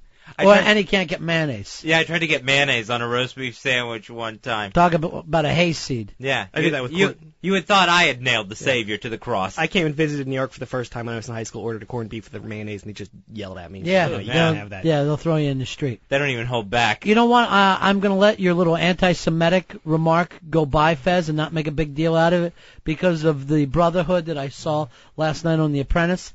But if I hear another one, I'm coming down. I am coming down with the Thunder. The Thunder will rock. That's all I'm saying. The gay contestant on The Apprentice called the other contestant a tight Jew during the presentation. Which somehow got turned to tight-ass Jew, and I didn't hear the ass part. No, neither did I. I even went back and checked. Awful show. Just an unwatchable show. And Martha's is even worse. It's just nothing happens. Nothing. I know nothing about Martha Stewart. Martha thought she was going to have the only apprentice on the show. You know how Trump said a couple of weeks ago that Martha was the reason his apprentice is doing bad in the ratings? She came back and said, I was told in my first episode I was firing Donald Trump as a gimmick, and I would be taking over The Apprentice. She said she thought hers was going to be the only one. It would have been a better idea with The Apprentice if they would have had a different billionaire every year. So it would have given you something to look forward to. But I can't stand to watch this show where I'm just seeing the same show over and over. I don't care anymore. Network television is horrendous. I can't even tell you what network TV show I actually do watch. Well, I can't believe that show Joey's didn't get canceled. It's awful. There's only one thing I watch on TV this winter, and that's basketball. Tonight, is the basketball game even on? Because I don't even think the game's sold out. Look at Harry. He knows a question got asked, so he's got to act like he's doing something, but nothing is happening. He quickly put headphones on. Right. Like the answer will be spoken into his mind. He wants to put the headphones on so it seems like he can't hear me. But he doesn't even look over at all. He's bizarre. Is there some kind of a how long will Harry last thing going on ronfez.net now? I don't think we have one. I think Talk Radio Fans has one, though. That Talk Radio Fans is the up-and-comers, my friend. I hear things. Watch your backs. Or are you saying to yourself, maybe you're ready to make the leap to talkradiofans.com? I'm firmly entrenched in ronfest.net. But you do post over there, don't you? I posted twice over there. Oh, yeah? Mm-hmm. I post all over the place. We accept it kindly? I was not berated or insulted. Nice. See, that's what I like. I like the boards, the message boards that welcome people in. That's all I've ever asked, and I said I'll give plugs out. But if somebody shows up and is like, hey, I like the show, and everyone just leaps on them, shut up, asshole. You know what I mean? Like, yeah. Then why promote this thing?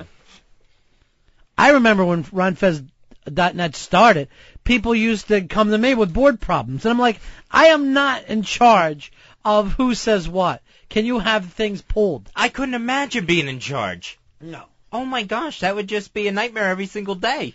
I don't think I've ever posted on a board. I read them sometimes, though. I go through and read them. I used to. Nobody likes you.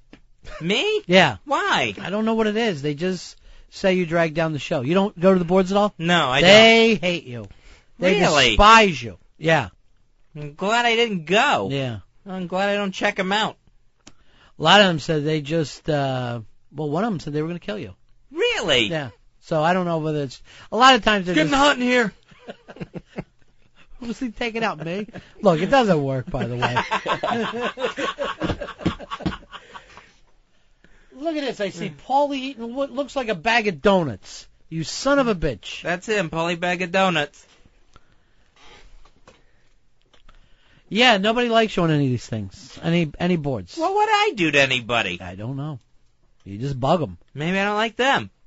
That's the attitude. That's the attitude to have with the listeners. I don't like you. The Fez Whatley Show. I give and I give and I give. They say you don't give much. Really? That's their main problem, is they're not getting. It's like we're seeing this thing from totally opposite sides. So we are going to throw a party just for the people who post. We'll invite some of the TalkRadioFans.com people over. Even whack baggers. We'll have a bunch of shirts. Whoever wants to show up can show up. We'll do it at Red Rocks, Wednesday the 16th. I don't know what time these things start, Mikey. I think it's 8 o'clock. 8 o'clock? Mikey, let me ask you this, though. Post tours, are they invited? Yes. Because sometimes I understand some of the other boards fight with them, and they seem like nice people to me. Well, I don't think we, RonFest.net, fight with anybody. We're kind of... You're like us. You really don't care. Just as this show has no ambition whatsoever, and it is the truth to Fez and I. If you really want to know the truth, we really don't care about our own careers or anyone else's. We just don't care. And it seems like our board is reflected the same way. It's not always updated. People don't really care. A lot of them don't even listen to the show. Like it's catching. Yeah. That's the problem. What about you, Earl? Are you showing up at a decent time this time if we do this party? Yes. Last time you came in 11:45 all dressed in black, like, ladies and gentlemen, Johnny Cash is in the building. I apologize for being late. And everybody was on their way out the door. I got there 10:30. 10:30. You're so Manhattan, my friend. You're so absolutely Manhattan. It was windy that night. I wore a trench coat. I know. You look like $1 million. Everybody's going like this. Hey, is The Matrix in town? Is that the new musical, yeah, The Matrix? Yeah, I get that. I swear to God, I get that a lot now. Yeah. Especially with the wraparound sunglasses I have now. Well, then you are trying to be Black Neo. Oh, I'm just, that's what I like to wear. Actually, that would be a great rapper's name. Black Neo? Yeah. Here's Paperboy from TalkRadioFans.com. How you doing, Paperboy? Hey, boys, how are you? What do you say, dog? Just want to congratulate Mikey Boy on the birth of his child there. Thank you. Named her Fezzy. Named the baby Fezzy. Aw, which I thought was sweet. See, there's one that likes me. Yeah. And speaking for TalkRadioFans.com, just want to tell Mikey Boy he's always welcome on our board. You know, we want to get along with everybody. Nobody starts trouble with us. We don't start trouble with them. So see, it's that easy, Mikey. And I'm going to tell you right now, you'll never have problems with RonandFez.net. You know why? Not ambitious. They're just absolutely no ambition. That's right. Nobody cares about anything. All right, Paperboy, he felt like he had a nice little thing. He was like going to hand out that leaf. What kind of leaves they give out? Like an olive branch. Yeah. Thank you. I was going to say just a pot leaf, but I didn't know where I was going with it. And then, when it wasn't that big a deal, he just kind of just took off on us. So you may want to consider the switch, Mikey boy. No one thought Aaron Brown would leave CNN. Well, he was forced to. Oh, yeah. It's not that he wanted to. It's not like Aaron Brown's going on to bigger and better things. We don't have any time for you in our programming. Anderson Cooper's doing 2 hours now. Anderson Cooper seems to be doing most of the time until they got the Situation Room, which is also on for hours and hours and hours. Yeah, so when Aaron Brown was leaving, part of the memo was, we want to promote our hottest personality, Anderson Cooper, and our hottest show, The Situation Room. Yeah, that's the two things that seem to be working for him, though, right? Totally. Aaron Brown, he may end up with maybe one of those network jobs, like Peter Jennings or Dan Rathers. Sure. Is anybody?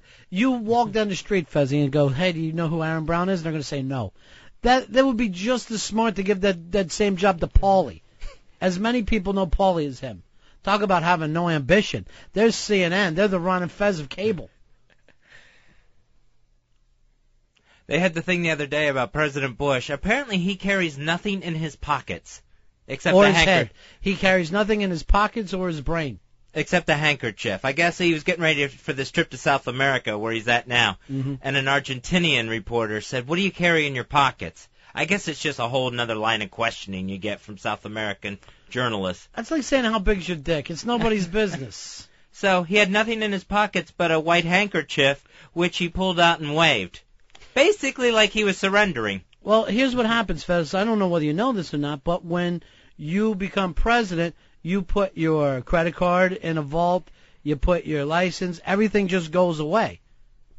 And you're on the public's teat from that point on. Yeah, it would feel weird to me. I would have to have something in my pockets. You can't trust someone who doesn't carry anything in their pockets. I have 100 things in my pockets at any given time. But there's nothing that he can't get. If he went like this, get me that car, it's just brought to him.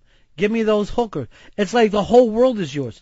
It's like needing an ID and money in your own house. The world is now his house. But it's always you need something there. You need something to pull out and play with, or just fidget with in general. He's grabbing his dick. That's what he's doing. Going, this dick belongs to the most powerful man in the world. I like the idea. That's one of my OCDs. When I'm filling up my pockets in the morning, I have to count to 11 for everything I'm putting in my pockets. That way I know I have everything that I want to put in my pockets. You have 11 things in your pockets? 11 items. All right, let's bring them out one at a time. All right. And just make the announcement. One is my quarter for the Roosevelt Island bus. Like a retarded kindergarten kid. You really have a quarter for a bus. Yes. In a city that is $5 for an orange juice, the retard bus is still a quarter. Which, by the way, a lot of them get knocked down to a dime over there.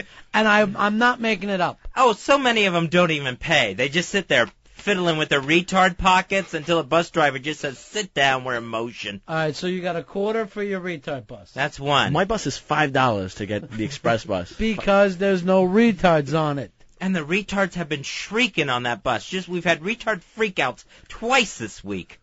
All right, number 2, pen. Gotta have that. Okay. Number 3, keys. So I can get back in. Number 4, my money clip. Number 5 is like my ID card and other cards that I have all put together in a rubber band. Oh, yeah. Let's see. Where am I over here now? 1, 2, 3, 4, 5, 6. Telephone, the cell phone. Mm-hmm. 7, the breast strips, the Listerine breast strips. 8, Perel, my sanitizer. You need a purse. Your pockets are stuffed with all this. You know what? I think I'm off a number. Yeah. Because I got my Metro card. Yeah. That's another one. And then glasses and watch. 11 things. It all equals up to 11. And it's a little process. All right, why don't we do this? Let me you shut your eyes, and I'm going to take one of the things away just to see if you can go home without it, okay? All right. All right, not yet. All right, you let me know. Not yet, because I got to come all the way around. Okay. I just take the watch and throw it in the pile. Yeah. All right. Now, come around. Before I even do this, I want you to go home without it for the weekend just to see if, you can do it. Okay. Maybe I won't even notice. I bet you won't. So many things. 11 things, noticing one. And I know that if I can't count to 11 before I leave the house, I can't go out the door. I have to count to 11. All right, go ahead. Open your eyes and see if you can tell what I took. My cash. My money clip with my money in it. Let's see if you can make do without that. You still got that quarter. Well, that's just going to get me home. That's my bus quarter. Yeah, I noticed right away. Here, take the Perel. No, I don't want that. All right, here's your money clip back. If you got an OCD and you can't live without it, you can't live without it. All right, I had 20s in this money clip. Huh? I had You gave me $3 in my money clip.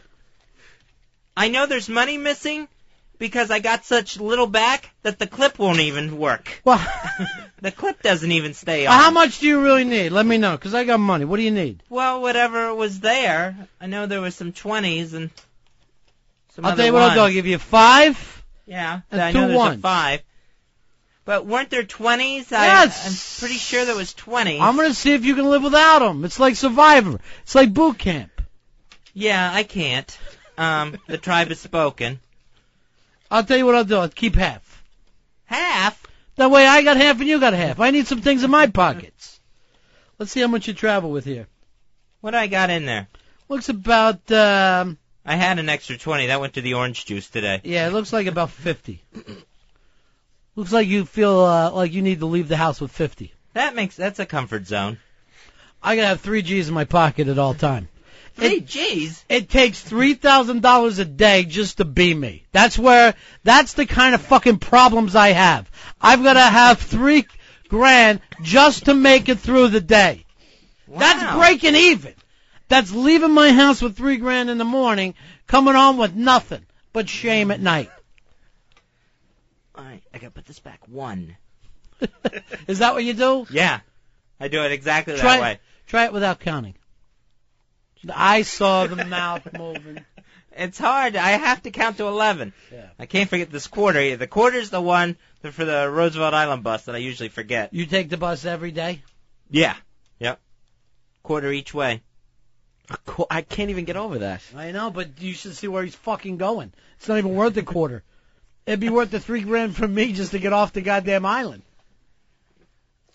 It cost me $62 to travel every Right, week. but you're going somewhere you want to be. You're not taking the quarter bus to Doomtown. Yeah. It's unbelievable. It's like a trip through Hades. I'm telling you right now, rent this Dark Water movie. It's exactly where Fez lives, Roosevelt Island. Only this is considered a comedy over there. Fez, here's Solera. Solera, you're on Ron and Fez. Hey, guys. Hey, honey. I'm just calling to find out if Fezzy still has me banned from the football game tomorrow. Fez hangs out with her husband, Alki, and Alki doesn't want her there, Fez, and blames you? Yeah, he talks about you the entire time, Solera. About Mikey Boy can back me up on this. He was there. He talks about the dumb football questions you ask all through the game. I do not ask dumb football questions. I'm just trying to make conversation. Fezzy, why can't she come? Solera, do you want to fill in for Mikey Boy this week? Yes. I promise I won't ask anything except can I have more Patron? That's nice, Fez. Yeah, but it's going to be her and Eastside Dave. I don't know if I can control that much drinking. Just bring 2 extra quarters for the retard bus. Yes, Solera, I would love to have you there. Thank you. All right. I will see you tomorrow. Take care, honey. All right, good luck getting past Alki. He's not going to let her go. You know, when we left New York, oh, she was the best thing in the world. Oh, he was so lucky to have her. And now it's just like, whatever. It was very weird because, he would keep bringing it up even. Like, we would go through the game, and, like, something would happen in the game, and he'd go, right now, Solera would be asking, why do they call it halftime? And it just kept going like that through the entire game. So you might as well bring her in. What? Someone missing a good meal, Solera. You'd be eating it, but no, you gotta keep asking bad questions. Someone kicks a field goal. Why is that only worth 3? He'd start mocking her. So he's got a real problem with it. Tell me about it. You know, the man-woman thing, it doesn't work, Fezzy. It just doesn't work. You were right from the beginning. Tell me. Chainsaw. Hey, what's going on? Yeah. Hey, Fez, your math ain't adding up, man. Yeah, I know. I got mixed up on my count. What happened? I went to 12, but I do have 11 items. You're driving me crazy. Why can't you just once have a bit work out the way you say? I would love to know that. Give me 40 now. Give me $40.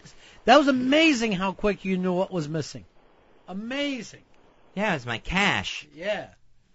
I thought it was going to take you a while. I thought you were really going to take the Listerine strips or the watch or something like that. No. I know you think that swatch is such a good look, but I wouldn't throw it on. Hey, Bob, you're on Ron and Fez. Bobby just kind of burned out on me as the show went along. When he came in, he was telling stories a mile a minute. Now he's like, I don't know.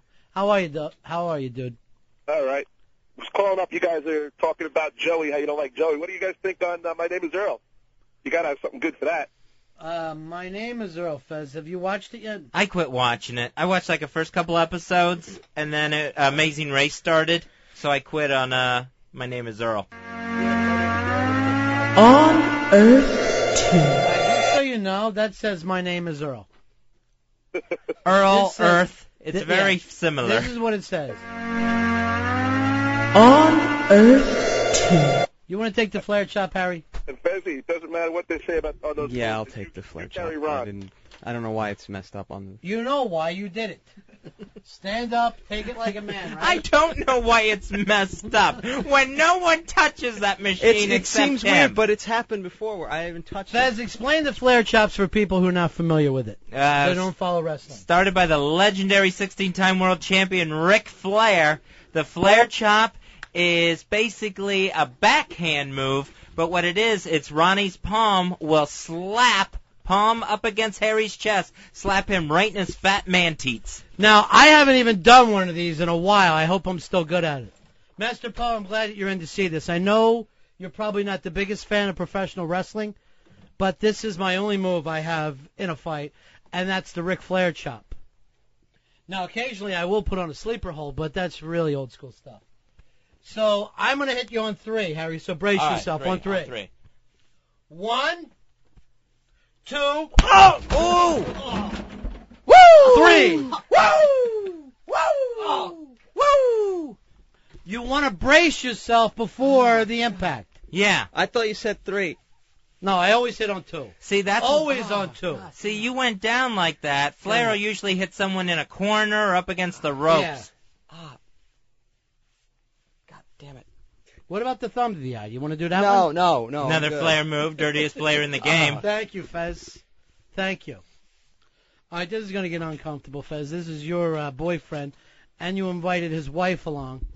It's Alki. Yeah, hey, Alki. Hope I wasn't out of line. Alki. Yeah, what are you doing? I invited your wife, Solara, to join us for the Notre Dame game tomorrow. Yeah, you do realize that you're going to have Dave, who ran out into the middle of the street because he thought our tab was $400. And now you're going to have Solara, who, after your poker tournament in D.C., was found pantsless in the parking lot. Oh, yeah, I forgot about that. Now, what would you expect me to do to be a buffer? I'm going to need you to handle both of those guys. Maybe you shouldn't just not go. You have put together a really Fez-ass club here. It just never seems like it's running well. He's bringing the island with him. Yeah, it's never the cool table with Fez and Marie Watley running things. If everyone could just maintain themselves, then it would be fine. But Eastside Dave, next thing you know, there's a hidden chicken wing in his front pocket. Master Paul, would you like me to come by the school sometime and teach the children flare chops? Just let me know, and I will be there. I would be honored for you to come down. Yeah, because a lot of the kids don't know it. Oh, and what exactly are you using? Just your palm, or are you using your entire body? I'm using my entire body. As you can see, it snaps into place. It's just phenomenal the way it moves like that. And also, I have a thing, too, I'd like to teach the kids. It's a move I invented, and I call attack them while they're asleep. And a lot of kids will do so much better, Fez. If you've got a problem like with a bully at school, you wait for a certain time, you hit them with a B&E. While they're sleeping, you're either going to, rub an ice pick into them, right, or some gasoline in a match. Wow.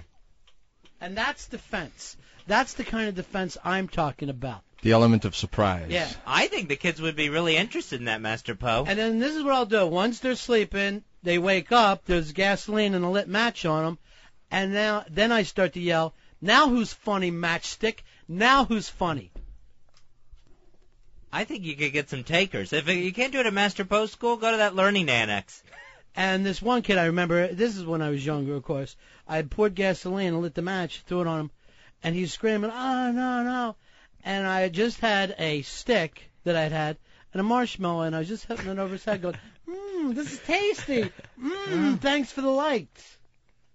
Oh, and you're able to do that while he's screaming? Here's the funniest part of it. I guess he was putting on such a thing that his mother had woke up, and we were like 12 years old at the time. She comes running in, and I'll never forget this. This is the funniest thing I ever heard. Oh, my God, my son's on fire. My son's on fire. That was the funny part? Well, I was running, too, and that was funny. Yeah. I mean, you're caught up in the adrenaline, sure. And you win a big fight. That was the interesting thing. I finally defended myself. While the baby was sleeping? I didn't say baby, 12. 12? Yeah. Kid.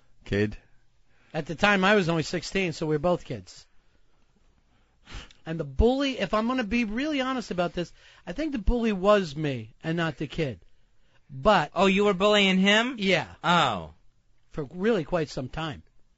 But the interesting part of the story is that I won. And I would love to tell that to the kids. Ron does let this... them learn, that this, when you have powers like this, there come responsibilities. Do you think you could get a bunch of beds for your students to practice, Master Poe? Some gas and matches? We practice how to defend yourself when you're lying down on the ground, but we don't include the matches or the gasoline. But teach yourself how to defend yourself when the other person is lying down asleep. You're lying down on... No, they're lying down. They're they're asleep. lying down, and you're jumping on top of them. Right, defending myself.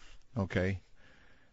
Defending myself from future problems is the way I say it. Future problems. Yeah. Master Poe, what do you think's the most important part? Defending yourself against the person who's lighting you on fire, or the fire itself? Good question, Fez. Yeah, I'm sure someone's going to have that at the class. You know how they teach you that stop, drop, and roll? Oh, That's why I'll put a little gasoline down on the floor on the other side of the bed, so if they try that trick, I'm already waiting for them with some more gasoline. Can you imagine? You're on fire, you stop, drop, and roll, and you roll into a puddle of more gas. Boy. Well, you have to defend yourself before the fire hits you. Right. So that's the important part. Exactly. Yeah. And watch out while you stop, dropping, and rolling. The other guy isn't playing chess in his head and has got some more gasoline out there in a puddle. That guy who's going to make the move to have more gas laying there, he's going to have to be quick, because I think stop, drop, and roll is going to happen very suddenly. You know, the person who's on fire, the bully, he's going to drop immediately, so you got to be fast with that extra gas. No, you already have the extra gas down before he wakes up. Oh, see, that's why I need the class. You do. Now, Ron, how many 9-year-olds do you think you could take out with fire? That's got to be significantly more. It's really going to be more of a thing of gasoline. How much gasoline is in the world? Yeah. And what you're in now is one of those questions that almost can't even be answered. Yeah. You know? It's like how many doors are locked at the school that they're trapped in? 8. See? You're going to have to take this you gasoline could answer can. it. Yeah, you can answer. Some of those questions that can't be answered can be answered. Yeah. By thinking. And that's what I want to get across to the kids. Well, you have to take this gasoline can and pull it back, correct? By then, they'll be on top of you. I know I will. Right. Unless you're sleeping. All right, learn more about the fire defense. MasterPoeIsBack.com. Or I'll be teaching fire offense. Ooh. Have a dog next to your bed. Right. Let him bark. Go. Right. Yeah, because there's always a counter. Yeah. You know, a counter move. That's the beauty of it all. We'll see you guys on Monday. Ron